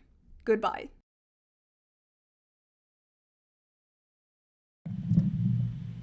That was annoying. That's kind of my biggest gripe with her, is just she's kind of annoying. Like...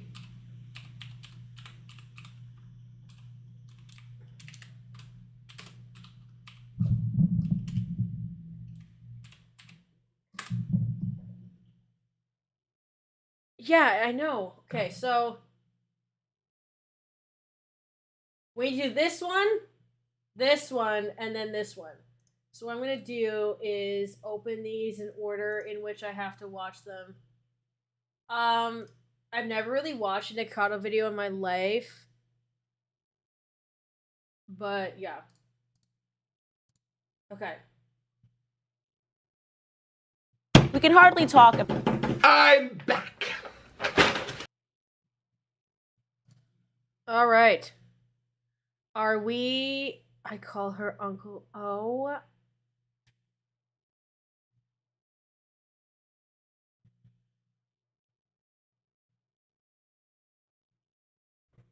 I'm sorry, the Uncle Ruckus thing has sent me. Yeah, the maps thing people have been talking about with a long time. Oh, the Candace Owens. I don't know why Candace Owens just woke up and shows Nickocado avocado. It's so strange. That's why I want to make a video, because it's just so silly. Okay. Who cares? That's the... Oh my god. Let's just do that, because I'm getting annoyed. More like Candy's nuts fit in your mouth. Ha! Got him! So, now we're going to be doing...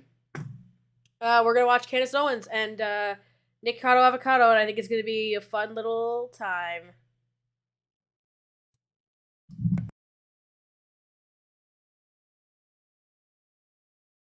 Hello! Can I... Nephrite dreams? I'm sorry, I can't pronounce things. Hello. And now we'll get watching. About therapy and the over-therapeutic environment that we live in without discussing social media. In previous episodes, we have discussed what women are doing for attention now. They're setting up their cameras and crying, pretending to be sick in some videos, or just opening up about a bad relationship and crying. Just crying for likes, not because it actually brings them any relief to cry on social media. It doesn't fix any of their circumstances, to say the least, right? But it does give them a little dopamine hit when they get attention, right? And so you're seeing this over and over again. I always talk about TikTok being the main ground for mental disorder. It really is just an online insane asylum that some people are not insane and they're on the app, but as a whole, TikTok is for crazy people. Well, You now have individuals who are quite literally. Okay, Boomer LaMeo. Girl, have you ever been on Facebook? Yeah, I saw somebody talking about their relationship on Facebook, and she's like, there's 30 years between me and my man. Age is just a number. But like, and so she's 23. She's like, oh yeah, we started dating 6 years ago, by the way. So let's do some, if you do the math. He was like 48 and she was 17. Talk about that on Facebook. I hate Facebook. If we were gonna pick an online state asylum, I feel like Facebook would be the one for that. Yeah. Yep.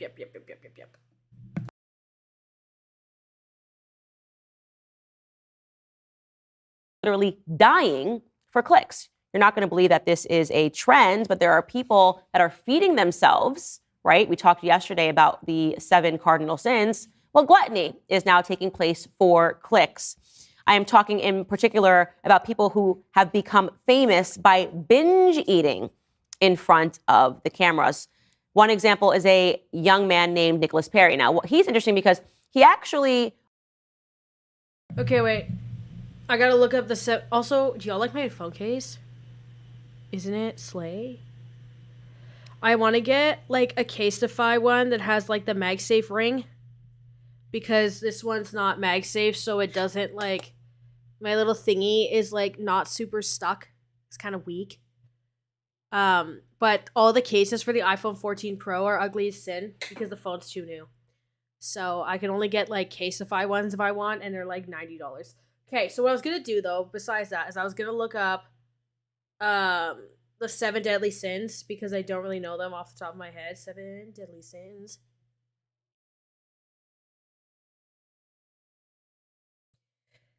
Envy, anger, lust, gluttony, pride, sloth, and avarice. What does that mean? Wait, is what male or female? The Totoro?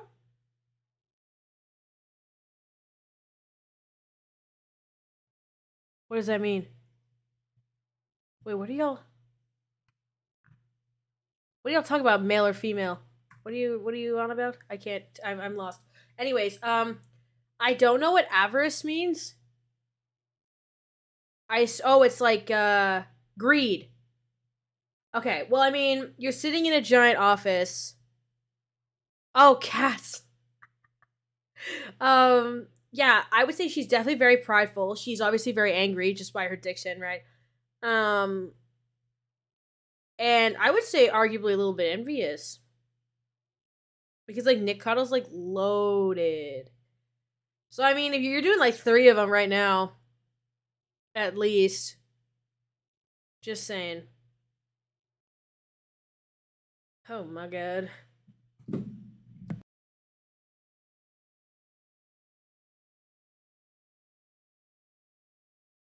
Arrived on the scene. He did his first video on YouTube talking about how he was a vegan his whole life and he now disavows veganism.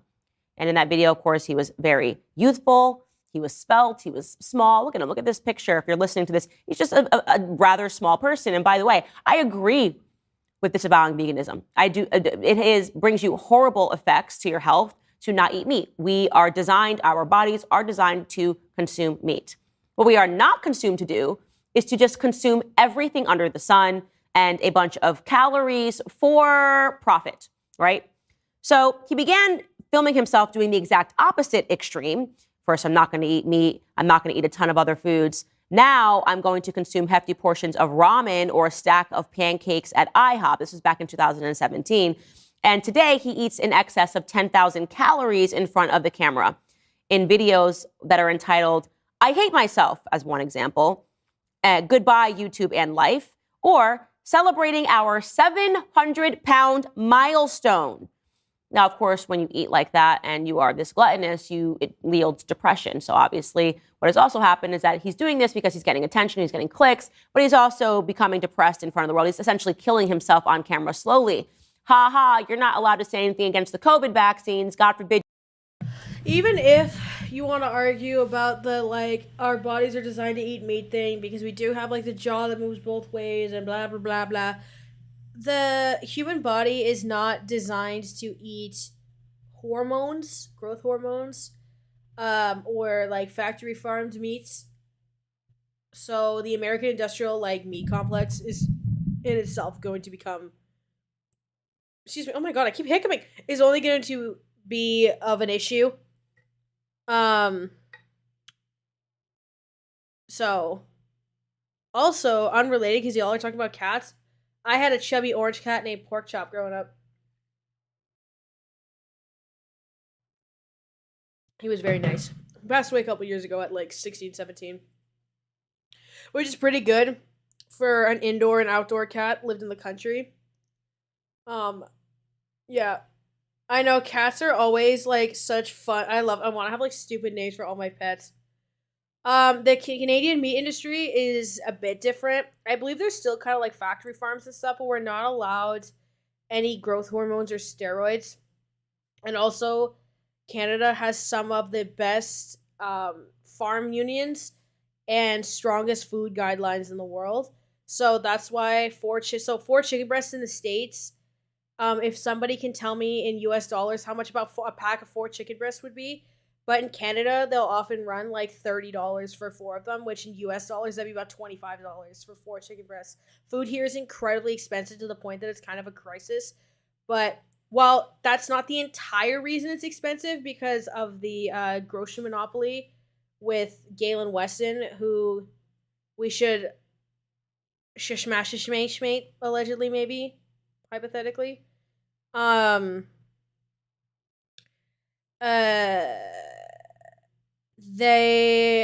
Food's expensive here because of those things.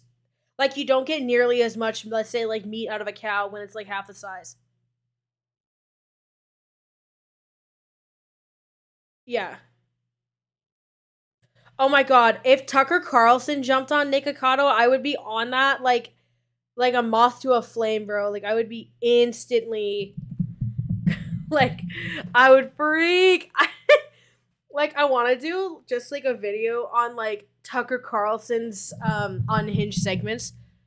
So like the M&M's one, obviously, the prosthetic breast teacher one. I think when he talked to like Andrew Tate, like, I want to do a video on that. It's like unhinged Tucker Carlson segments because I think it's so iconic.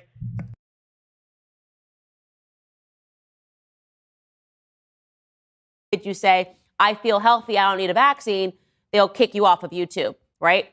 But you're allowed to do this, by the way. You're allowed to consume 10,000 calories in front of the camera, and look at him now. Here he is in front of so much McDonald's. I can't even explain to you if you're not looking at this. He is just sitting in front of the camera. And in one video entitled, Nobody Likes Me, I'm Done, he is seen sobbing while shaving his hair off into a plate of eggs. I mean, this is happening. This is what is allowed on YouTube. Conservative? Okay. Now, hypothetically, allegedly in Minecraft, if we did a drinking contest where I clicked through the Daily Wire and every single time a conservative used this, or like a you cringe you smoke type thing, but it's every time a conservative used the slippery slope fallacy, the way that we would literally die. Like, of various forms of poison. If you're doing the smoking, it would be the first marijuana overdose of like dying from like THC overdose, because there's like no way. Yeah, it's like I cannot find a conservative video that will not relate something completely unrelated and turn it into a slippery slope fallacy. It's like extremely annoying in the way that leftists use virtue politics to conjoin two unrelated topics. Conservatives use slippery slope fallacies to do that. Same game on both ends, but just slightly different. Oh my god, ow! I cut myself on my cabinet,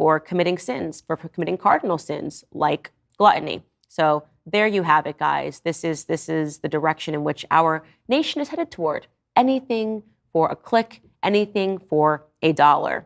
All right, guys, next portion of the show is going to be available exclusively on Daily Wire Plus. I'm going to be answering your questions and reading some Reddit threads. So if you're not a member yet, go ahead and click the link in the description and subscribe right now. Oh, wait. Obligatory.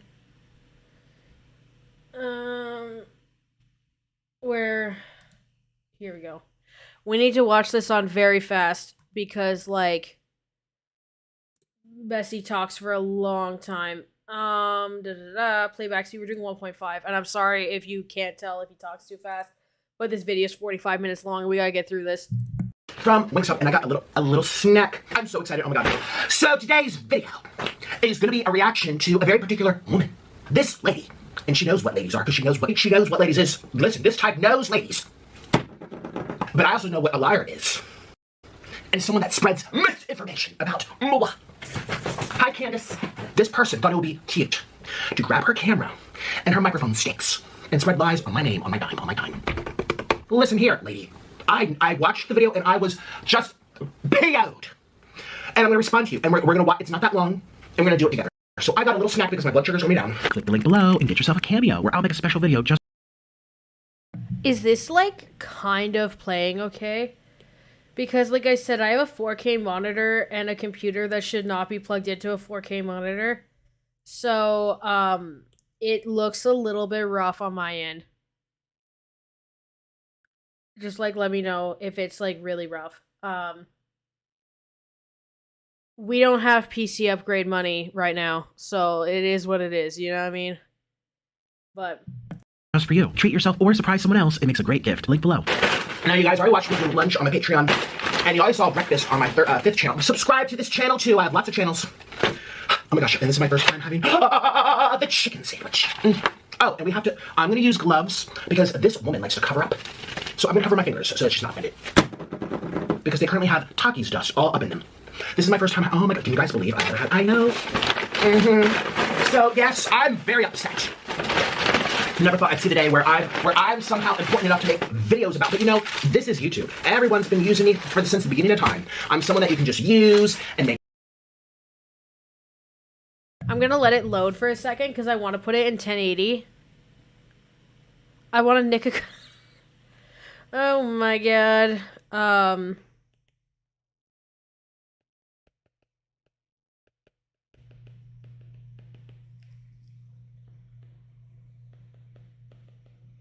So how's everybody doing? We're gonna let this load for a couple minutes just so it can stay like so it doesn't buffer, but I want the 1080 because sometimes I like to clip the research streams into the videos. So if I end up needing to use something, I like it that it doesn't look like shit. Who else would you want to box in Minecraft?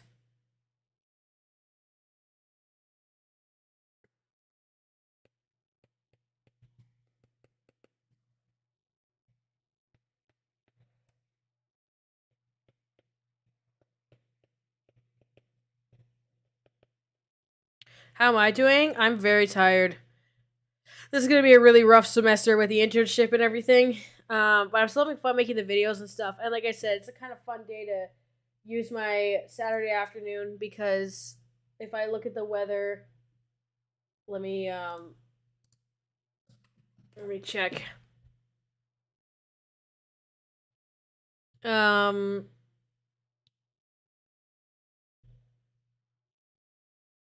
Oh, it only feels like minus 26 now. If any of you can see that. That's less bad than earlier. So it was minus 40 when I got up. But Blair White versus Shane Dawson. I want to see, like, Jeffrey and James in Minecraft, allegedly, hypothetically. But we can play this now.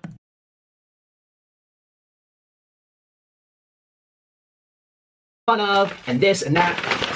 But what I don't appreciate is lies. Spreading lies. of all people, too. You'd think this lady would know better. She's always going after everyone else for slipping up. Jeepers. Creepers. Ah, it's 6. Now this better be enough. This is actually not that much food. This is actually not that much. I ordered boned. Those are boned. Great, I'm calling quicker. I'm actually gonna sue for emotional distress. Where's my corn? Or I'm eating. Clearly, and you're getting fatter too. Okay, so anyways, we have to react to this liar. Spreading lies, all that. That's the lemon pepper one. I decided not to get the sauce ones because they're dry, just like the actual wings. I'm like, no, let me just. YDHB and me allegedly in Minecraft. Boxy versus Sh0eonhead. Yo! Oh my god. It's a way that like myself and YDHB are like the same build and the same size and the same height.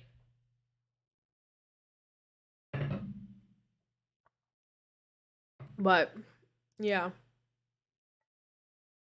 I don't actually just like YDHB on a level that actually matters. I don't really dislike internet figures much on a level like that. Except like some of the crazier ones like Matt Walsh and stuff, but yeah. Here, so put these out the way. Jeez. Am I YDHB in disguise why I make all the I have a degree jokes? Oh, look at watch. See it dripping? Ooh. Uh-huh. Yeah, let's get all that grease in there. Ooh. Ooh. Oh my god. Ah. Can you believe this lady? Cheers. I'm out of breath. Okay, so hi Candace Owens. Cheers. She owns lots of stuff. Spreading rumors on her page about me and my identity. Now, I actually look very nice today. I look extra skinny because that's how I identify, lady. And you might not want to acknowledge my identity, but it doesn't mean that I don't identify in the way that I choose. I choose to identify as skinny. I identify as skinny, and you're committing acts of violence by not recognizing my identity. And this is a medical mystery as to, it's mostly water. It's just water weight. And I eat all the food pyramids and all the food groups. And just because I might be a little fluffy doesn't give you the right to spread misinformation on your page and disinformation. You're just jealous because I'm an American. And as Americans, we have money. And with a lot of money, you can buy a lot of stuff. I like to buy cheese. Let's go down the food pyramid list. Cheese, potatoes, more chips for extra proteins. Thanks, Michelle Obama. Did you know, Candace, Michelle Obama says pizza is a vegetable. Okay. And I have lots of vegetables by Michelle Obama's. Michelle Obama. Michelle Obama. Obama. I know, it's also just really funny because, like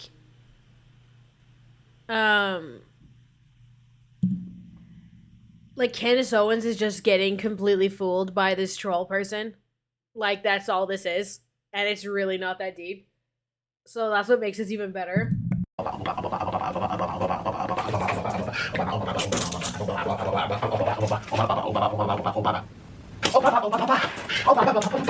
Obama. This is America. USA. USA. USA. USA. USA. Jeepers creepers. Candace Owens. I love my country. It's so great. But people like her are tearing it down by not allowing people to identify as skinny if they choose. I identify as skinny. Look, this is where the leg goes to the grocery store. Identifying as skinny. March of the Penguins. Get away. Stop.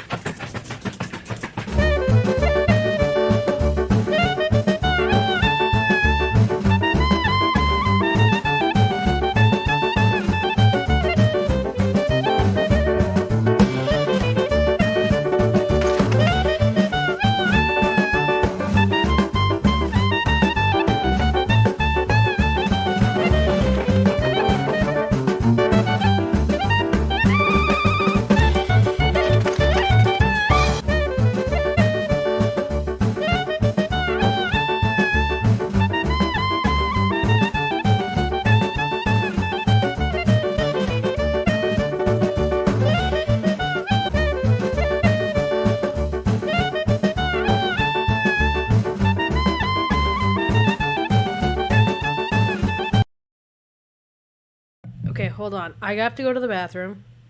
So what I'm actually gonna do is like run an ad. So just go get a drink or whatever. Because I'm doing the Hassan thing. Is that who does it? There's somebody on Twitch just like 60-second ad breaks or something. But I'm gonna leave this playing. I'm gonna run an ad. And go to the bathroom. I'll be back in a second.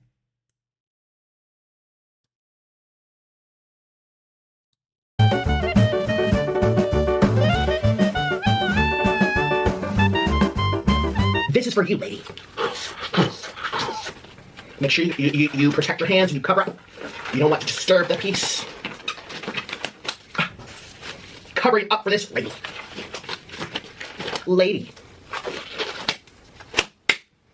Gluttonous YouTuber is literally for clicks. I'm perfectly healthy, number one. Number two, you're using and degrading me for clicks to your channel. I've never spoken to you. I've never made content about you. I never provoked you. And here you are writing my name for clicks to you're a political commentary channel. What do I have to do with your world? Nada. Is your channel suffering that much? Have you run things out of things to talk about? That you have to talk about me and my life? And I'm not actually. I'm thriving. And you can't say otherwise. And I'm not gluttonous. I barely eat that much. And there's actually not that much here today. So that's the first thing. So let's just play. Actually, let me have a bite of this first. Because this is my first time. Ooh. Mmm. Mmm. Mmm. Mmm. Mmm. Mmm. Popeyes is better. I'm just going to tell the truth. Because I'm always honest. It needs a little ranch.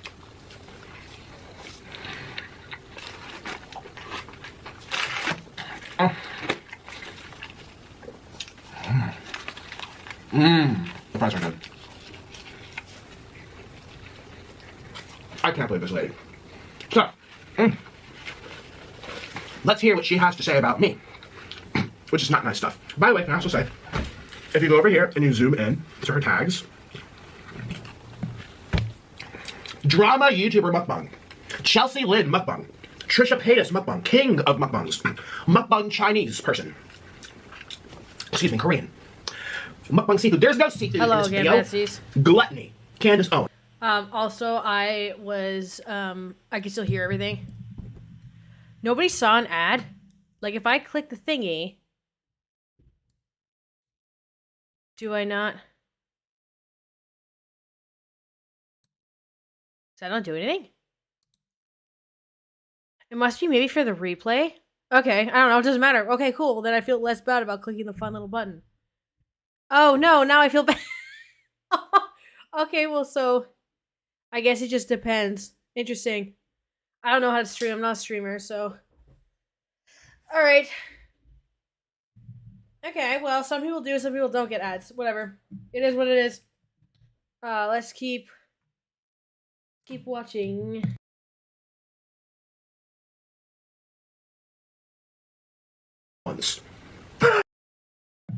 Hello! I'm not going to try to pronounce your first name, but Gemini, thank you so much. You're lots of sneaky ad block users. I don't care. Maybe you can live your truths, guys. Like, I really don't mind. Okay. So let's hear what she has to say, this lady. We can hardly talk about therapy and the over-therapeutic environment that we live in without discussing social media. In previous episodes, we have discussed what women are doing for attention now. They're setting up their cameras and crying, pretending to be sick in some videos, or just opening up about a bad relationship. Is she calling me a woman? Why is a video about me prefaced by women trying to get attention? I'm not! Well, actually, you don't know. Crying for attention. I don't cry for attention. I cry because it helps others see what happens in life, because the internet's for learning. And crying. It's crying for life. It's not because it actually brings them any relief to cry on social media. It doesn't fix it. I feel a lot better after I cry, so speak for yourself, lady.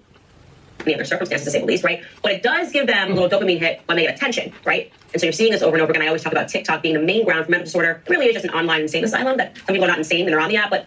I agree. Actually agree. There's a lot of freaky stuff going on TikTok. I agree. TikTok deserves to be shut down. Come on, government. Every year something comes out. We're going to be on TikTok. It's a Chinese spy. So, like, you can, when you're a creator, you can, like, block certain types of ads. I've tried to block, like, what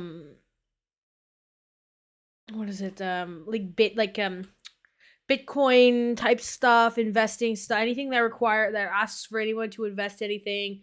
I think I've blocked I've blocked political ads and other things. It's hard because I think if you do too much, your CPM like tanks. So it just kind of depends.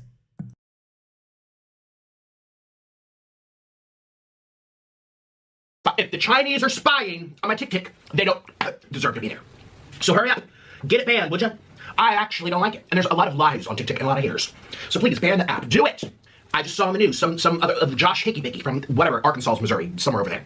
Josh Higgies says, oh, it's time, we just banned it for the governmental devices, now it's time to ban it for the general population. Well, do it! Stop running your mouth! As a whole, TikTok is for crazy people. Well, you now have individuals who are quite literally for clicks. You're not going to believe that this is a trend, but there are people that are feeding themselves, right? We talked yesterday about the 7 cardinal sins. Well, gluttony is now taking place for clicks. I'm talking in particular about people who have become famous by binge eating in front of the cameras. So me? Is this about me? First of all, this is not a binge. This is a regular meal. So get your facts straight, honey. Number 2. I have to eat to survive. One example is a young man named Nicholas Perry. Now, he's interesting because he actually arrived on the scene, did his first video on YouTube talking about how he was a vegan his whole life and he now disavows veganism. And okay, Candace, you gotta get some new writers. Because there's so many wrong things about this, I don't even know where to start. Number 1, that's not my first video. Number 2, in that video, I'm not disavowing veganism. In this video, I'm eating 5,000 calories of cheese because I worked out extra hard by cleaning the staircase because we had a staircase in that apartment and I almost tripped. And there's dust bunnies running all over the place. So, lies. I mean, it's not that big of a deal. But you're a reporter, G, who's someone that's always going after the mainstream media for not getting their facts straight. I mean, it's just like fumble. X! That video, of course, he was very youthful, he was svelte, he was small. You know, look at this picture. If you're listening to this, he's just a rather small person. And by the way, I agree. I was starving in that video. I just recently went on a hike to the grocery store. With this about veganism. It brings you horrible effects to your health. Yes. To not eat meat. Our bodies are designed to consume meat. Yes. What we are not consumed to do is to just consume. What should you say? What we're not consumed to do? Fumble. What we are not consumed to do is to just consume. Okay. You need to learn how to read. Also, by the way, for those of you talking about like his blinking and stuff, this is on 1.5 times speed. So like everybody's blinks look kind of strange. I just wanted to like add that in. But he also like does extra facial motions for you know. Well, yeah, he doesn't really do this for any reason other than money because he has 3 channels all approaching or past 1 million subscribers.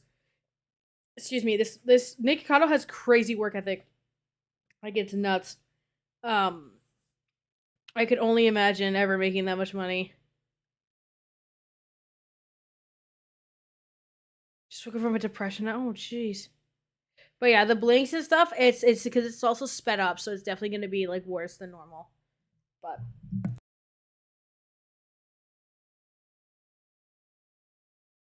can I just say how good this is? Okay, just listen to her tone, the way she comes across. So factual. I'm here to show you this horrible human being who's on this crazy act full of people in mental asylums. And she's not even saying truthful things. Everything under the sun and a bunch of calories for profit, right? So he began filming himself doing the exact opposite extreme. First, I'm not going to eat meat. I'm not going to eat a ton of other foods. Now I'm going to consume hefty portions of ramen or a stack of pancakes at IHOP. This was back in 2017. And today he eats in excess of 10,000 calories in front of the camera in videos that are in... Since when? I've never, except for like 12 or 13 times, eaten 10,000 calories in a sitting. And those were special, rare occasions, extra treats. I'm not even being funny. Those are rare occurrences for me to actually eat that much. There's not even 10,000 calories in front of me right here. I forgot to do the closed captions. I'm not a streamer.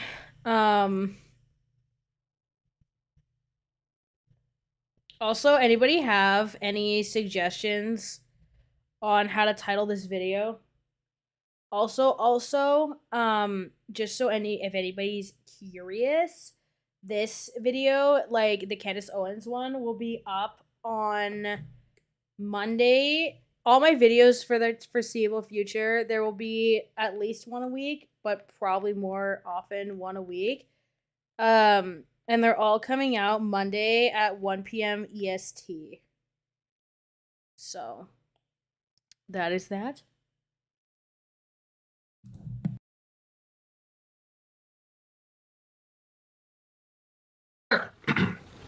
And you know what? I have to eat to survive. And you don't know my body. You don't know my blood work. You don't know my doctor.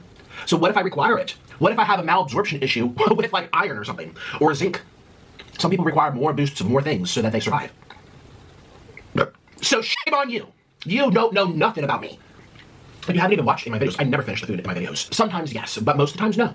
And I give it out into the needy and the poor when I'm done. What do you do when you're done your food? You throw it into the trash, most likely. I actually have been feeding the homeless for 7 years with my scraps. Have some compassion. Titled, I Hate Myself, as one example, Goodbye YouTube and Life, or celebrating our 700-pound milestone. Now, of course, what's wrong with those titles? It's my life. I'm sharing. Goodbye YouTube. I took a break. I stopped filming for a couple days. Eat like that, and you are this gluttonous, you kneel to so obviously. What has also happened is that he's doing this because he's getting attention, he's getting clicks, but he's also... I've yielded to... You don't know anything about me. How do you know if I have or not? Do you just look at someone and be like, wow, you might eat a lot of food, so therefore you have this, and this. So becoming depressed in front of the world, he's essentially killing himself on camera slowly. Ha, you're not allowed to say anything against the God forbid you say, I feel healthy, I don't need a they'll kick you off of YouTube, right? But you're allowed to do this, by the way. You're allowed to consume... And you're allowed to spread misinformation, too? I don't even understand. If people were getting booted for spreading things that weren't verified, that's YouTube's policy. Now, did you verify if I eat 10,000 calories a day? No. Did you verify if I'm... No. Did you verify if I'm crazy? No. No, yeah, he kind of spitting, like, honestly. Like, he's like, it's not misinformation, I'm just eating cheese. Like, he's right. Like, it's crazy when, like, Nickocado in, like, the trolling character can still point out how stupid your argument is. Like, the way that he's kind of reading her to Phil. But yeah, this is one of the most interesting conservative self-imposed culture wars I've, like, ever seen.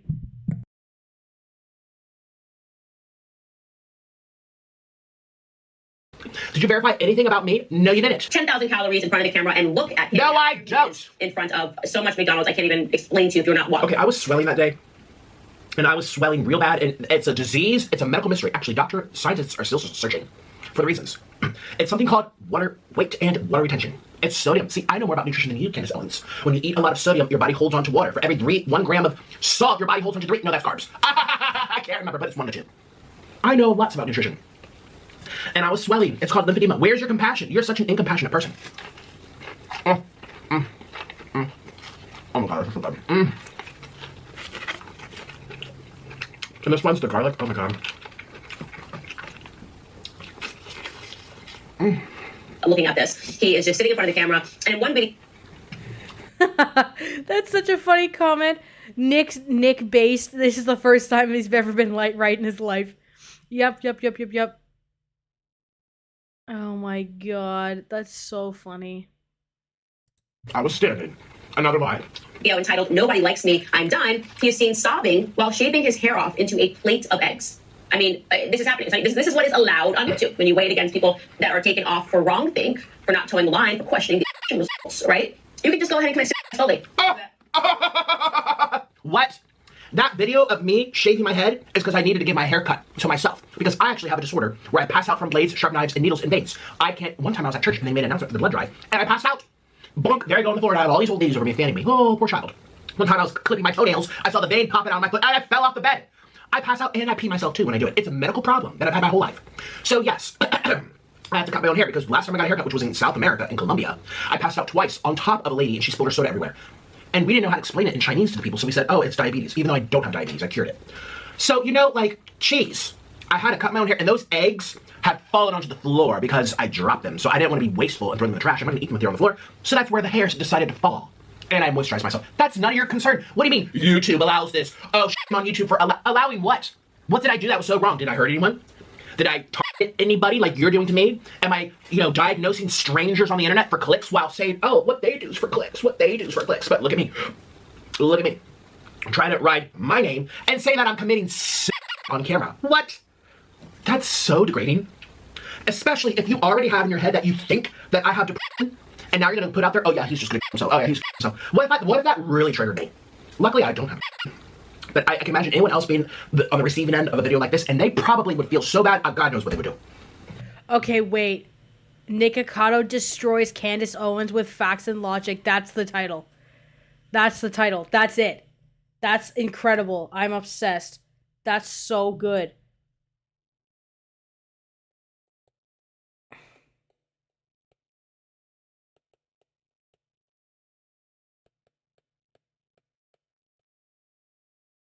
I'm literally writing it down. That's so funny.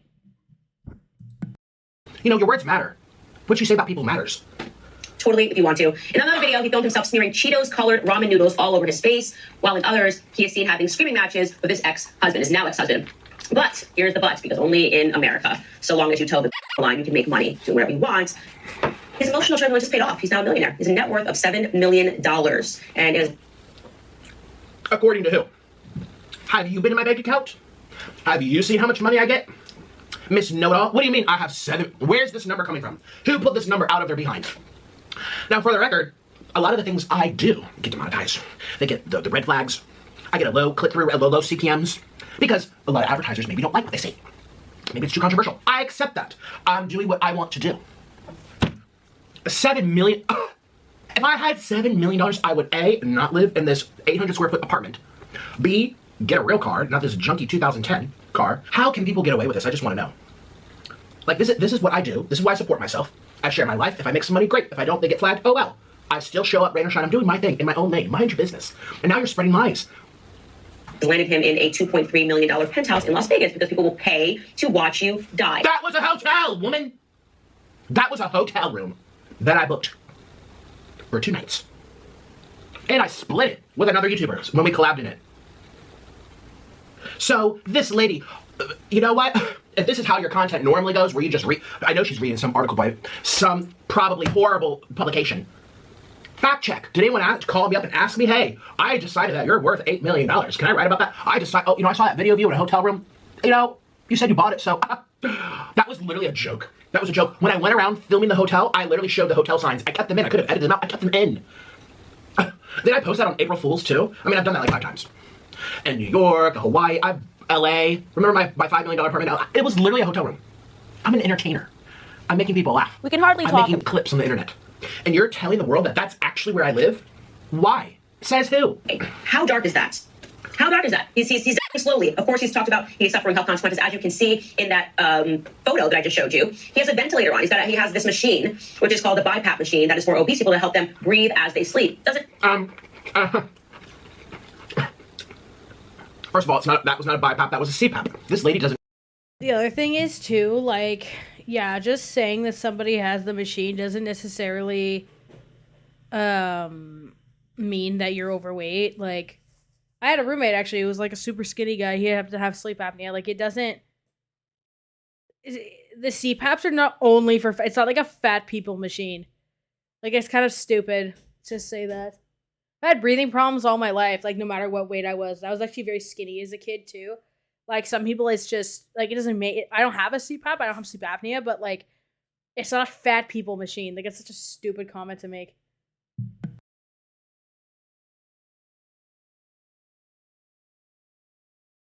Even know how to tell the truth. And I don't even know if it's intentional. I think she just, anything she hears, she believes. Like, I heard it, or I read it on a blog site, so it must be true. So let me make a video about it. Let me act concerned. She's not even acting concerned about me. She's just shaking her naughty finger at me. That's literally all it is. She's not even trying that. You know, Candace, I actually respect that. There's some people, there's actually a lot of people there who will pretend that they're so concerned. I can think of a couple people right now that made videos about me like, oh, but I actually care about you. Oh, I'm so good. You don't give a crap about me. They're trying to make money off of me. Make your own content. Make your own content. I'm original. I make my own content. Make your own content. Oh no, I am your content. Because if you were to make a video about yourself, no one would watch. So thank you for, I admire that about you, Miss Owens. I admire you about that. At least you're not going to sit here and pretend and act that you give a about me. Thank you. That's actually really nice. Doesn't matter. He's raking in millions. This is going to go on. Clearly, I'm not though. I'm not.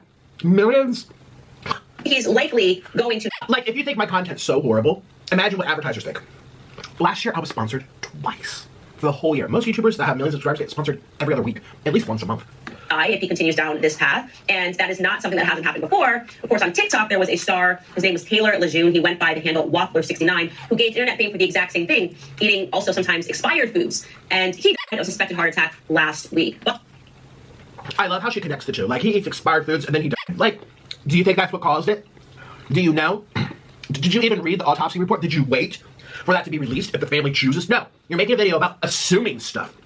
Assuming. You know, his family's probably still grieving right now. And you're making videos saying he was this crazy person, he ate expired food, and then he had a supposed heart attack. How about you wait for the facts before you start capitalizing off them, woman?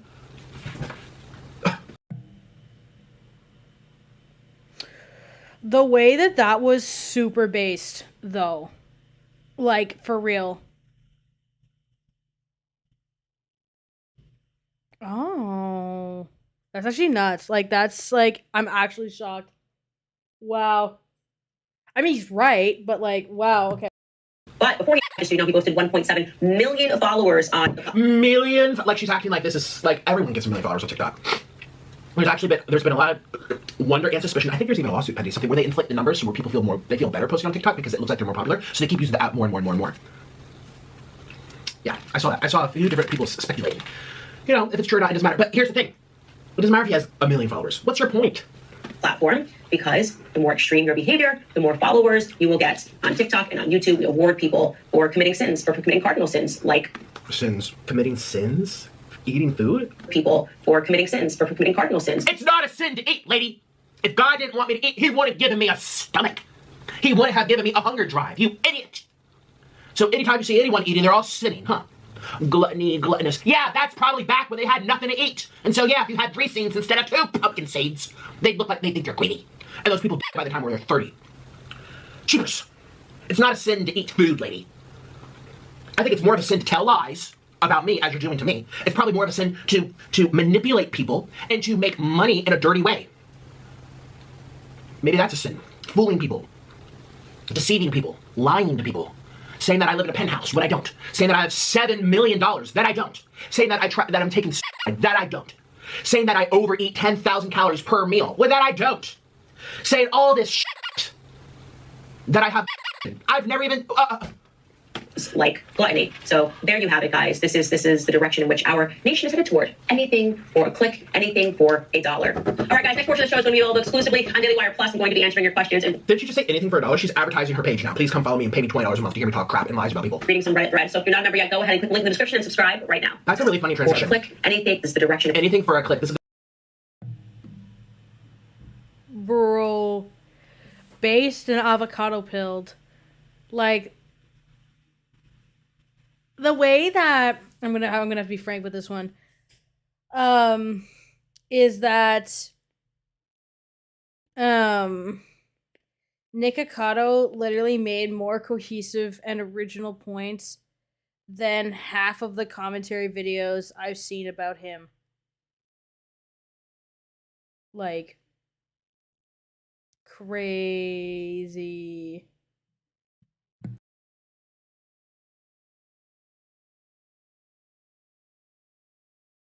the direction we're going. That can be applied to. This is such an ironic transition.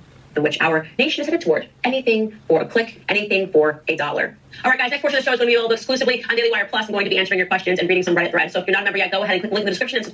Anything for a click and anything for $1. Yeah, including you. Please sign up and pay me. You should just literally call this. Give me money. I mean, what?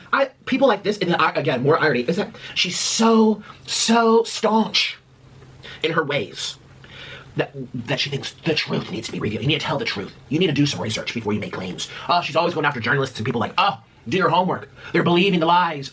You're believing the hell. And you're spewing this to your audience of millions of people like it's fact. Like it's true. Anything for a click. Anything for a view. And no, it's really funny. Speaking of views, this video she made about me has 150,000 views in 4 days. Let me tell you the view count of the neighboring videos. 30K, 28K, 90K, 68K, 36K, 45K. Let's go to the prior week. 40K, 50K, 30. This has 30K, and I got 150 click K. So, this video has only been up for a couple of days, and it already has more views than you're used to, by at least double. And it would be one thing if she was just like a reporter saying, this is interesting. There's these people that share their meals with audiences, and they make a living out of it. How neat, how cool, how different. But no, she has to make it real dark and real twisted. No, he's eating 10,000 calories a day. Okay, y'all saw me eat. I probably had maybe 1,900, maybe 2,000 at most. But not eat chicken doesn't have any calories. I mean, if I would have finished all the fries, yeah. He's killing himself. He's committing. He lives in a multi-million-dollar penthouse. He's making millions of dollars a year. He's literally talking about the slippery slope, right? And then... yeah, so he's ending his video with bringing up the conservative slippery slope, which I think is very true. Like, that's something that I was saying before, right? It's like it doesn't really relate. This is actually like a weirdly good, Nick. Yeah, this is like kind of a good video. It's so funny. Like,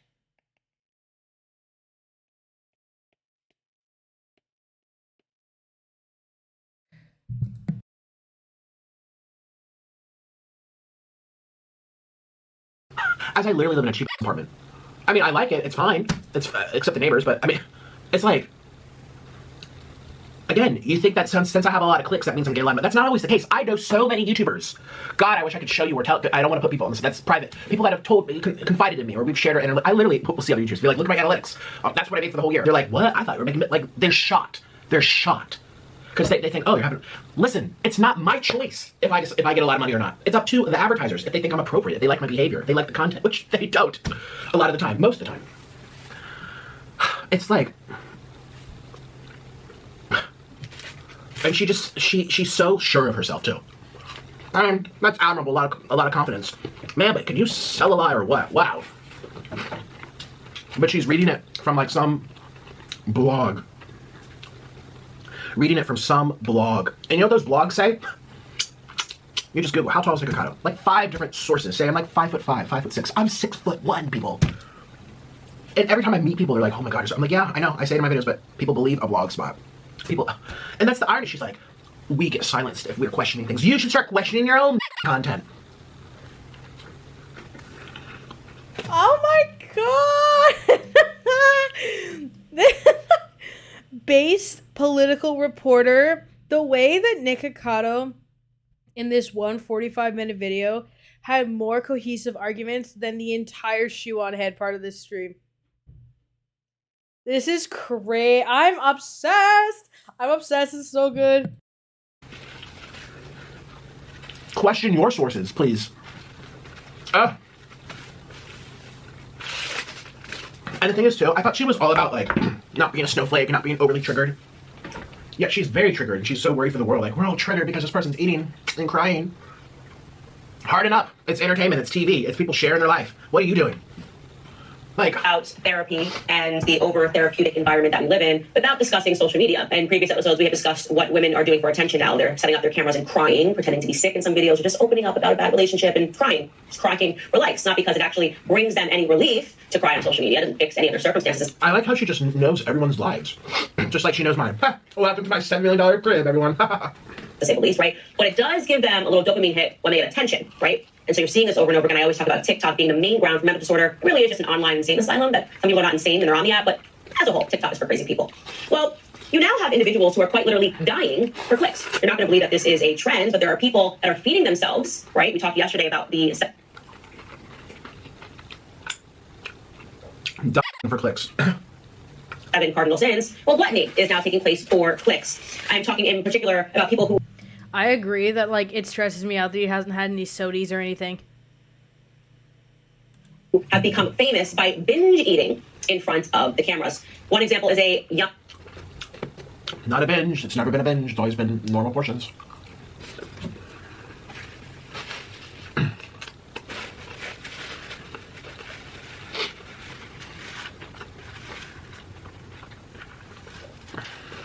I mean, just look at my channels.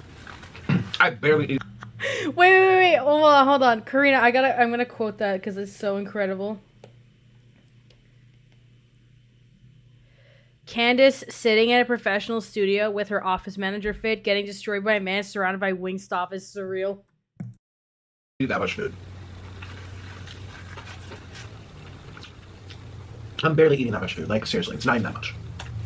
I'm just repeating myself at this point, but... young man named Nicholas Perry. Now, I just feel like I have to hear it twice. I'm like... It's interesting because he actually arrived on the scene, did his first video on YouTube, talking about how he was a vegan his whole life, and he disavows veganism. And in that video, of course, he was very youthful, he was svelte, he was small. You know, look at this picture. Spelt? If you're listening to this, he's just a rather small person. And by the way, I agree with disavowing veganism. We have a few things in common, and that would be one of them. Yeah. But still, I'm just like, wow.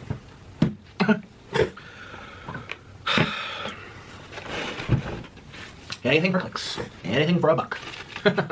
Yeah, like it. Ooh, I should put cheese on these. Ooh. Okay. I'm gonna go do it for TikTok. But yeah, I'm gonna go melt a lot of cheese on this.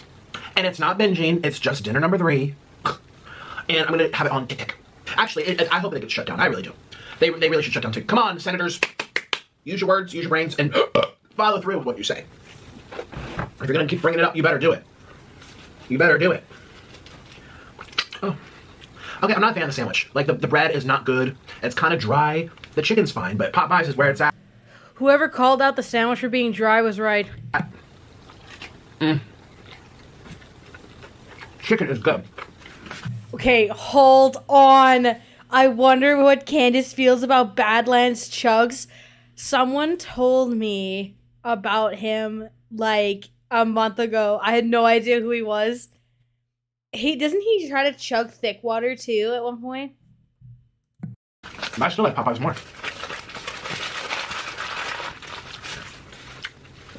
See, I knew. See, when these came out like a year ago, people were like, Nicky, why aren't you trying them? Not a year, maybe 7 months ago. Yeah, I remember it was around like June and July. It was right in the middle of summer. I will say that the fries look good. I like when they have the peels on them. And people are like, why aren't you? I'm like, because I've seen people's reactions.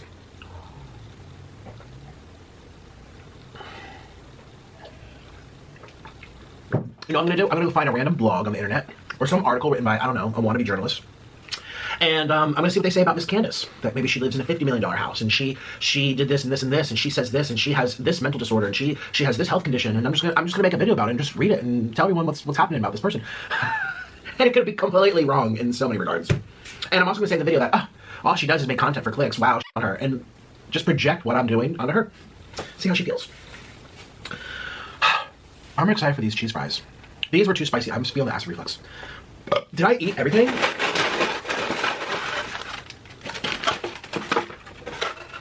I ate all the chicken except the spice. Well, I'm like, why am I still hungry? Okay, because there wasn't that much food. We're gonna do cheese fries for TikTok. I'll see you on my YouTube shorts, because TikTok's probably gonna be taken down if the senators do their jobs. Hi, it's me. I'd like to thank all my patrons for supporting this video. If you'd like to support my channel a little... That was a serve. That was a serve. I want to see if some people, like, I don't have, like, how much yes, I'm 18. Does it give you any idea? Okay, so I think he's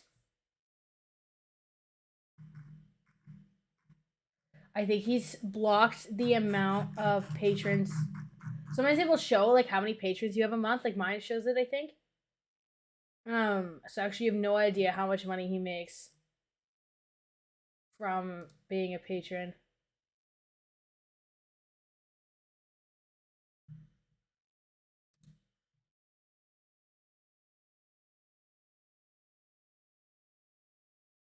$432 a month.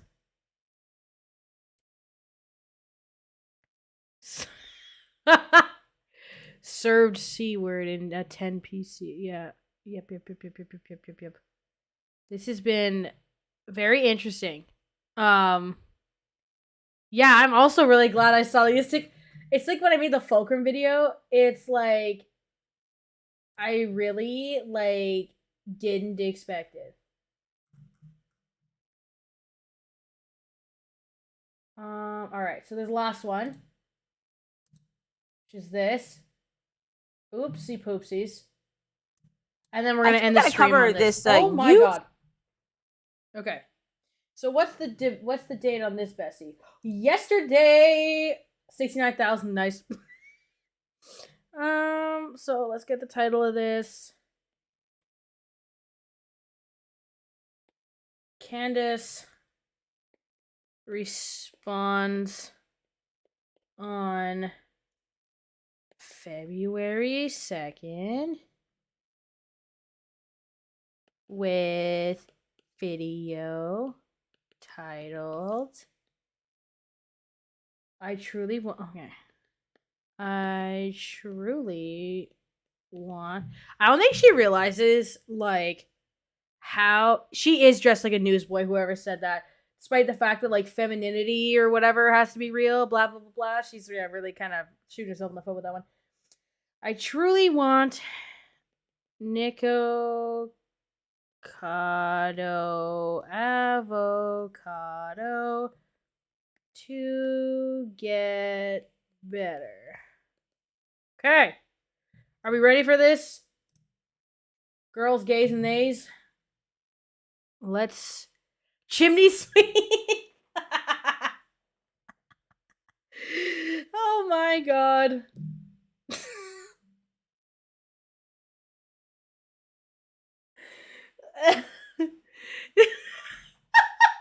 Okay, sorry.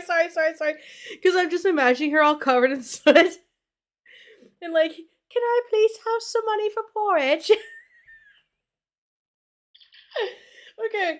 Okay, I'm ready now. Y'all are funnier than me, let's be real.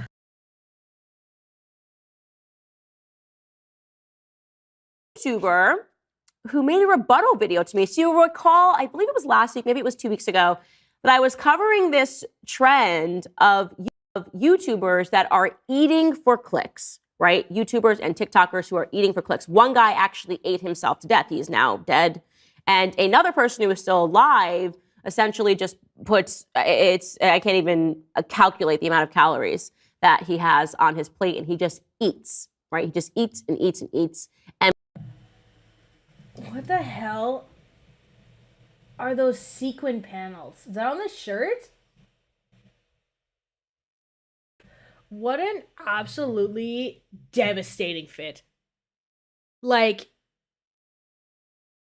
negative drip. Like, yuck. And people consume this content, I don't know why. They're watching a man commit suicide slowly. That is the truth. Well, I cover this on my show because I'm very interested. But that's not the truth. Because suicide's entirely on purpose. Like, with the intention of death. Like, yeah, I can't even calculate the, yeah.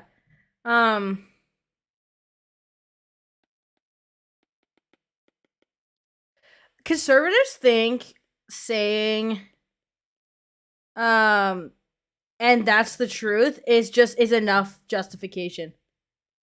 Like, that's enough that it will be fine now.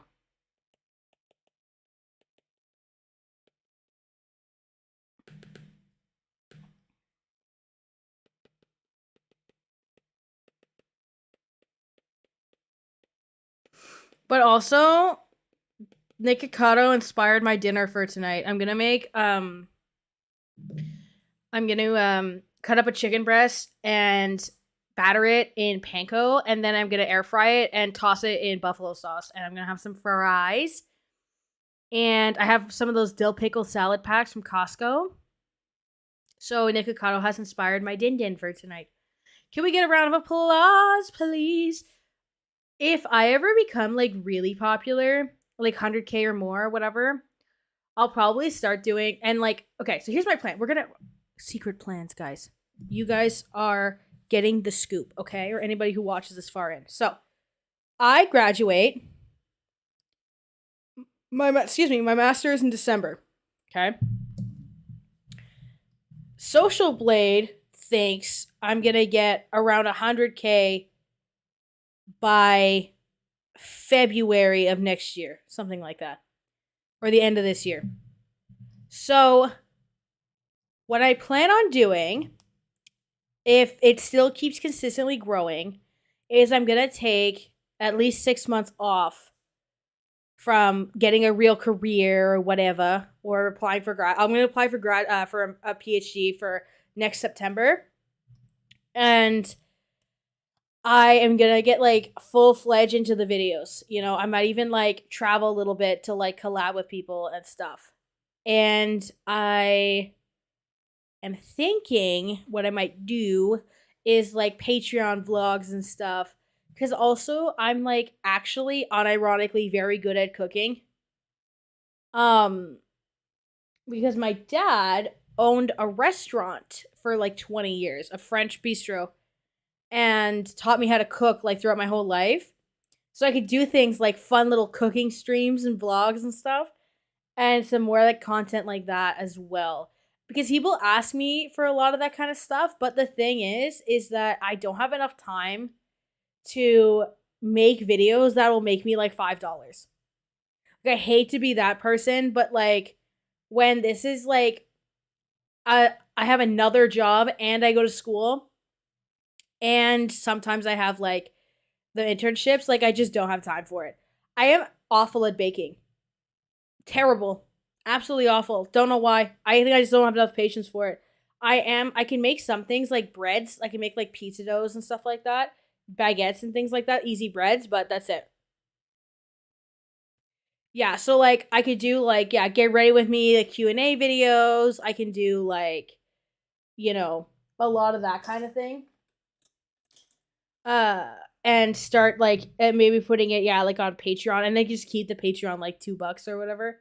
And then if because I had other tiers, but I wasn't popular enough for the other tiers to like to be able to sustain themselves. So I can start kind of putting into that too.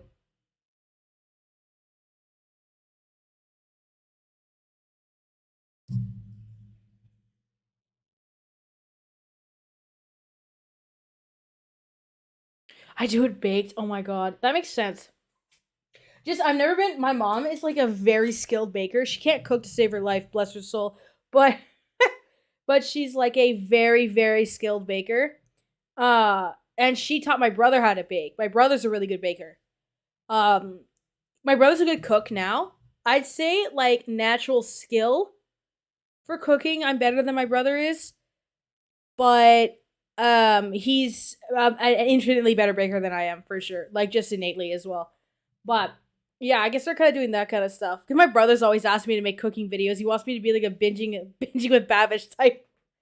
But I used to do like rant get ready with me videos. Those are all private now, but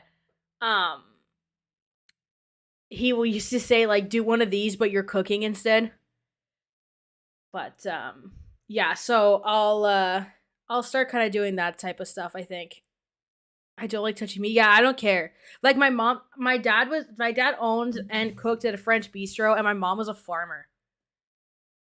So like same thing as like people always like people I have a couple friends that are like vegans and stuff. They're like, oh, well, you can't see like you've never seen like a chicken die, or I'm like, yes, I have. I most certainly have, actually. It doesn't really bother me. That sounds really morbid, but it's true in the sense of like I have an understanding of like point A to point Z, you know? And can appreciate it kind of because of that.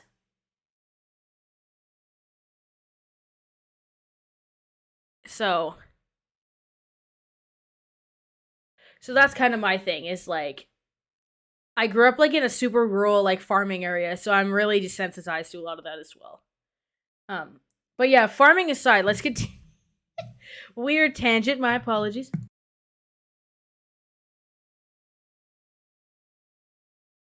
Interested in the psychology of clicks, the psychology of social media, and how it's making people do more and more bizarre things for attention. You know, we talked yesterday about the girl who faked cancer on TikTok for views, allegedly. I mean, she's been charged. We can't say for sure that she will be convicted, but the doctors pretty much called BS on her entire storyline. This YouTuber actually made, the gluttonous one, made a rebuttal video to me, and it is glorious, my friends. Let's take a listen to what he had to say.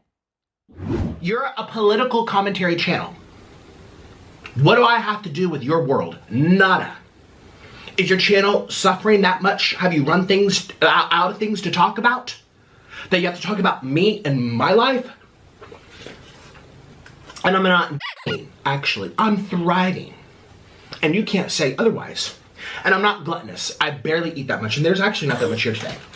And she's not even saying truthful things. Everything under the sun and a bunch of calories for profit, right? How do you know if I have depression or not? Do you just look at someone and be like, wow, you might eat a lot of food, so therefore you have this, this, this, and this? So becoming depressed in front of the world, he's essentially killing himself.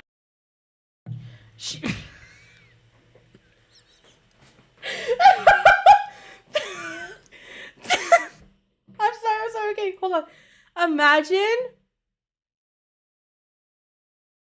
like, the only thing you're agreeing with is, like, you're shaking your head. You're like, yeah, bitch, citing myself, that's the ticket. That's the ticket. I'm, like, the only source she agrees with is her. I wonder if she knows, like, in academics, you're not allowed to cite yourself or studies you've been involved with a lot of the time. Excuse me, because you shouldn't be biased with yourself. Y'all, promise me, if I end up on Daily Wire because I'm making this video, that you please, God, please defend me. We need to rally Squish Gang on this one, because, like, my lord, I don't know if I have time for that one.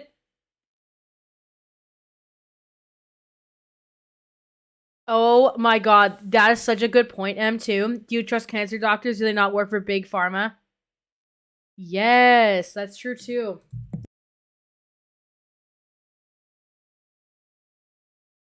On camera slowly. I don't even understand. If people were getting booted for spreading things that weren't verified, that's YouTube's policy. Now, did you verify if I eat 10,000 calories a day? No. Did you verify if I have depression? No. Did you verify if I'm crazy? No. 10,000 calories in front of the camera and look at him. No, I don't. In front of so much McDonald's, I can't even explain to you if you're not one. Yeah, quite the rebuttal there, making entirely no sense. I don't know if he's doing that for funsies, but asking us if we verified whether you ate 10,000 plus calories, you just admitted you did. You said you did it for special occasions, whatever that means, and we watched those videos of you actually doing that in one sitting, consuming 10,000 calories. Did we verify if you're crazy? I think that can be pretty much confirmed if you're willing to sit in front of a camera and consume 10,000 calories for clicks. Would it not be crazy to hate your own race and identity publicly and function entirely against your own self-interest for clicks? Like, what's that meme? Like, are you not embarrassed? Embarrassed or whatever? Like, all of the 3 a.m. channels. Today we got the Among Us potion from the dark web. So okay, hold on.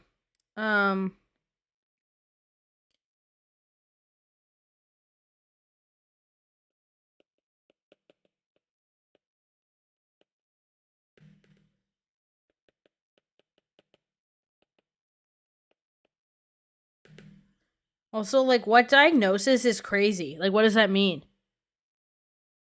Like that, like, what is that? What is it? What does that mean? Like,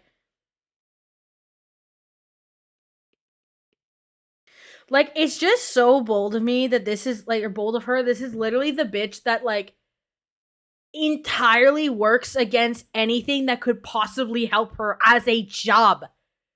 She's literally a figurehead for everything that would make her life worse on a systemic level. That's the other thing. Like, if he eats himself to death, hypothetically, that's only him, right? Like, if Nickocado eats to the point that he gets in a cardiac arrest or blah, blah, blah, that's only him, right? The things that Candace vouches for would ruin the lives of generations of Black women. Like, does that make sense? Like, obviously, if I'm speaking over people, like, let me know. But is that not the line of reasoning there?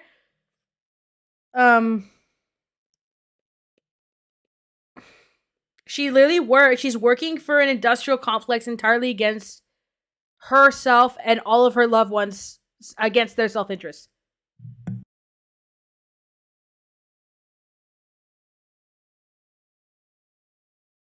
Have we verified whether or not you're depressed? Well, I can say that if you're eating that kind of food day in and day out and you're doing it because you want to achieve some level of fame, we can probably assume that at the very least you are suffering from some sort of internal sadness. You can't be happy eating like that every single day. And while you may have people that are cheering you and saying, go more, these people that have bizarre fetishes, I guess the fetish would be watching people commit suicide slowly, I am going to be a kind individual and tell you that you need to stop and that you can get that same sort of attention from being healthy, right? You could actually now say, change my mind, just like you changed your mind from being vegan and then you decided that you were going to go the other way and indulge yourself. You can change your mind again and say, I am going to be the fittest person ever.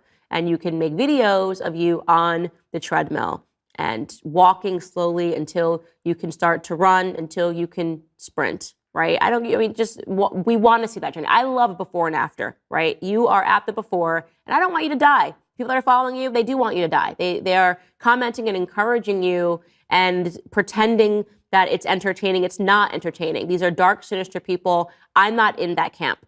And I want you to know that the reason why I comment on this is because there is an undertone to politics, of course, what we are talking about in terms of the psychology of individuals that are being raised up online on social media. What ends up happening is it informs policies that we have, right? And Hollywood is attached to politics. What we see happening on social media, people that are creating and finding stardom on TikTok and on YouTube for these sorts of behavior will eventually be attached to politics. And so we have to always comment on culture. I consider what you are doing to be something that is cancerous in our culture. As I said in my earlier video, obesity is and has always been the #1 killer in this country. And I want you to get the help that you need. So consider me a friend for telling you that, even though we don't speak privately and we just... One in the chat, if you'd be besties with Nickocado, and 2 in the chat, if you'd be besties with Candace Owens. Anyways. Send each other videos back and forth, like a little YouTube rap battle. Moving on, you guys, to something that's important for you to know. I was very surprised to see this pertaining to George Washington University. College students can now access the morning after pills using a vending machine in the student center. Boy, have times changed. I mean, when I was a kid, I used to love the vending machine. I still do, by the way. I don't know why I'm saying since I was a kid. I love to see a vending machine. I like to see what the options are. And when I was a kid, it was like, can I get a Snicker bar? And it's not good for you. You know, it's not good for you, but who cares? You're having fun. It's a vending machine. Can I get Funyuns? Can I get a Pop-Tart? When you're like, whoa, wow, they're really picking it up. And now they have sandwiches, and you're going, wow, you can really vend. You can really get onto the vending machine game and get all sorts of treats from there. Never in a million years did I think that they would be offering children the morning after pill. Who said she looks like Larry King, bruh?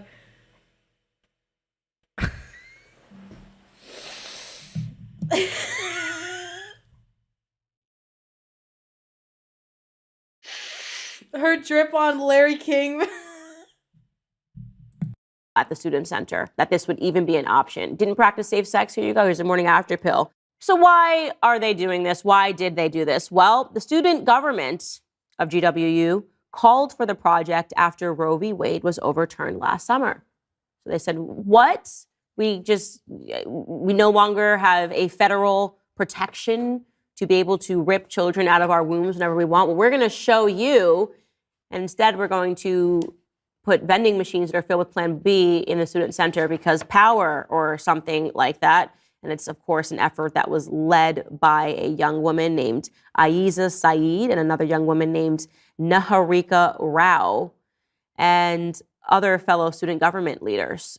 And I just think it's just sad. It is just such a sad commentary. And I speak often about how the one thing that the education system has been incredibly successful at is removing women from their intuitions, removing women from their instincts, removing women from this natural instinct to protect children, right? To want children, to aspire to family. It has been a very sinister effort.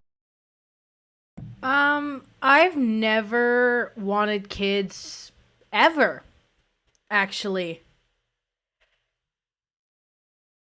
And the way that she's trying to platform pro-life off of the name of Nickocado Avocado. Are you fucking serious?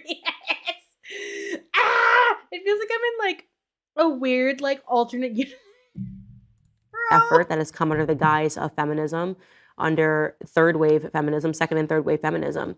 And what's really happened is the consequence of that are women that are now saying, put the Plan B machines on the college universities campuses and make sure that they're in the student center so we have access to it, which is so awful. I mean, just imagine going up to that vending machine.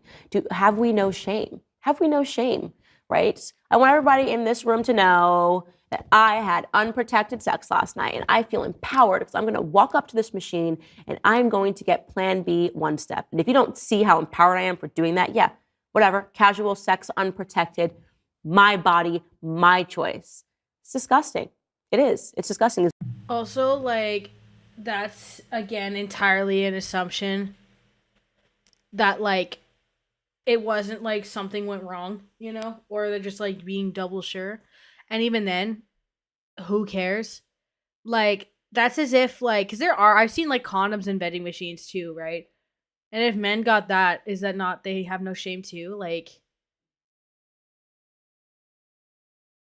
and yeah, I don't want kids. Like, I would be a horrible parent.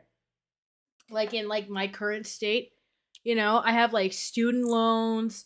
My apartment, like, has 2 bedrooms, but, like, I would lose my workspace, which would make it a lot more difficult to work. I am so busy, so I'd have to, like, drop everything I'm doing to, like, tend to a kid I don't even want. Like, I don't make enough money to support them. Like, doesn't make sense.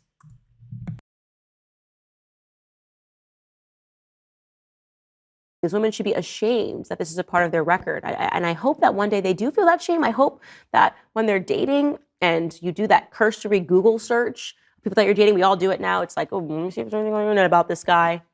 Well, we all do that except for, of course, Meghan Markle. She had no idea who Prince Harry was or who Princess Diana was. The rest of us, normal. So the thing is, too, right? Like, I'm saying all this too, understanding that I'm in, like, a very privileged position compared to, like, a lot of people my age.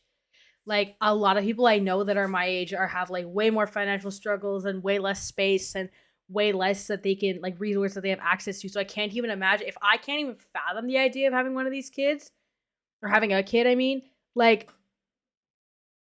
girl, I would love a Plan B vending machine to just exist in the university.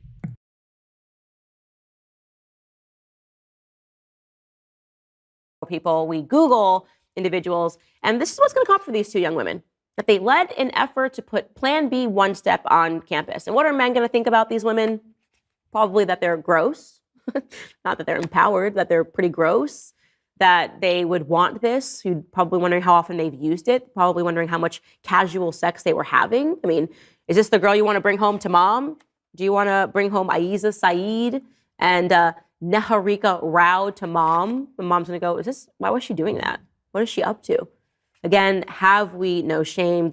She's slut-shaming people she's never met about a machine she's never seen off of the clout of Nickocado avocado.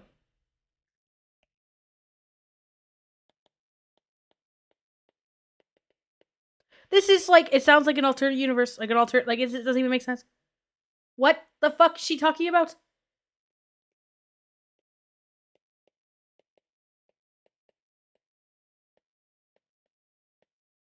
What I want is Nickocado to, like, respond again and then, like, donate to, like, abortion clinics or something.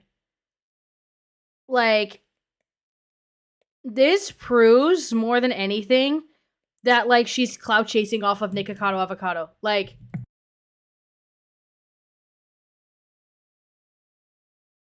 the answer to that question seems to always be nope. We keep unlocking another basement to how low society will go. All right, guys, the next portion of the show is going to be available exclusively on Daily Wire Plus. Who cares? Okay, let's... Oh my god, that was so stupid. That was so stupid. I hated that for me so much. All right, besties. This is where we're going to end off the stream for tonight. We've been on for a very long time. It's been 3 hours. And I'm going to record these videos and then the Nickocado one will be out Monday, probably. But yeah, okay.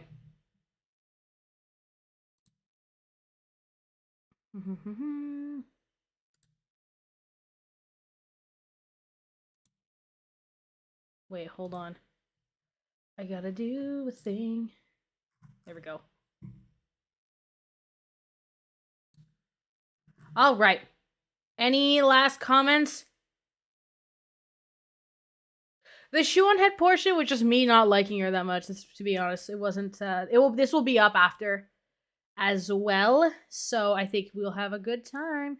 And if this gets, like, crazy copyright strikes, the VOD will end up on Patreon if it ever gets like blocked or anything. Thank you all so much for coming.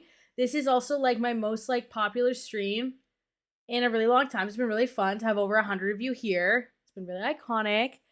And as I always say, I hope you have a great day, everyone, and I'll see you when I see you. Bye.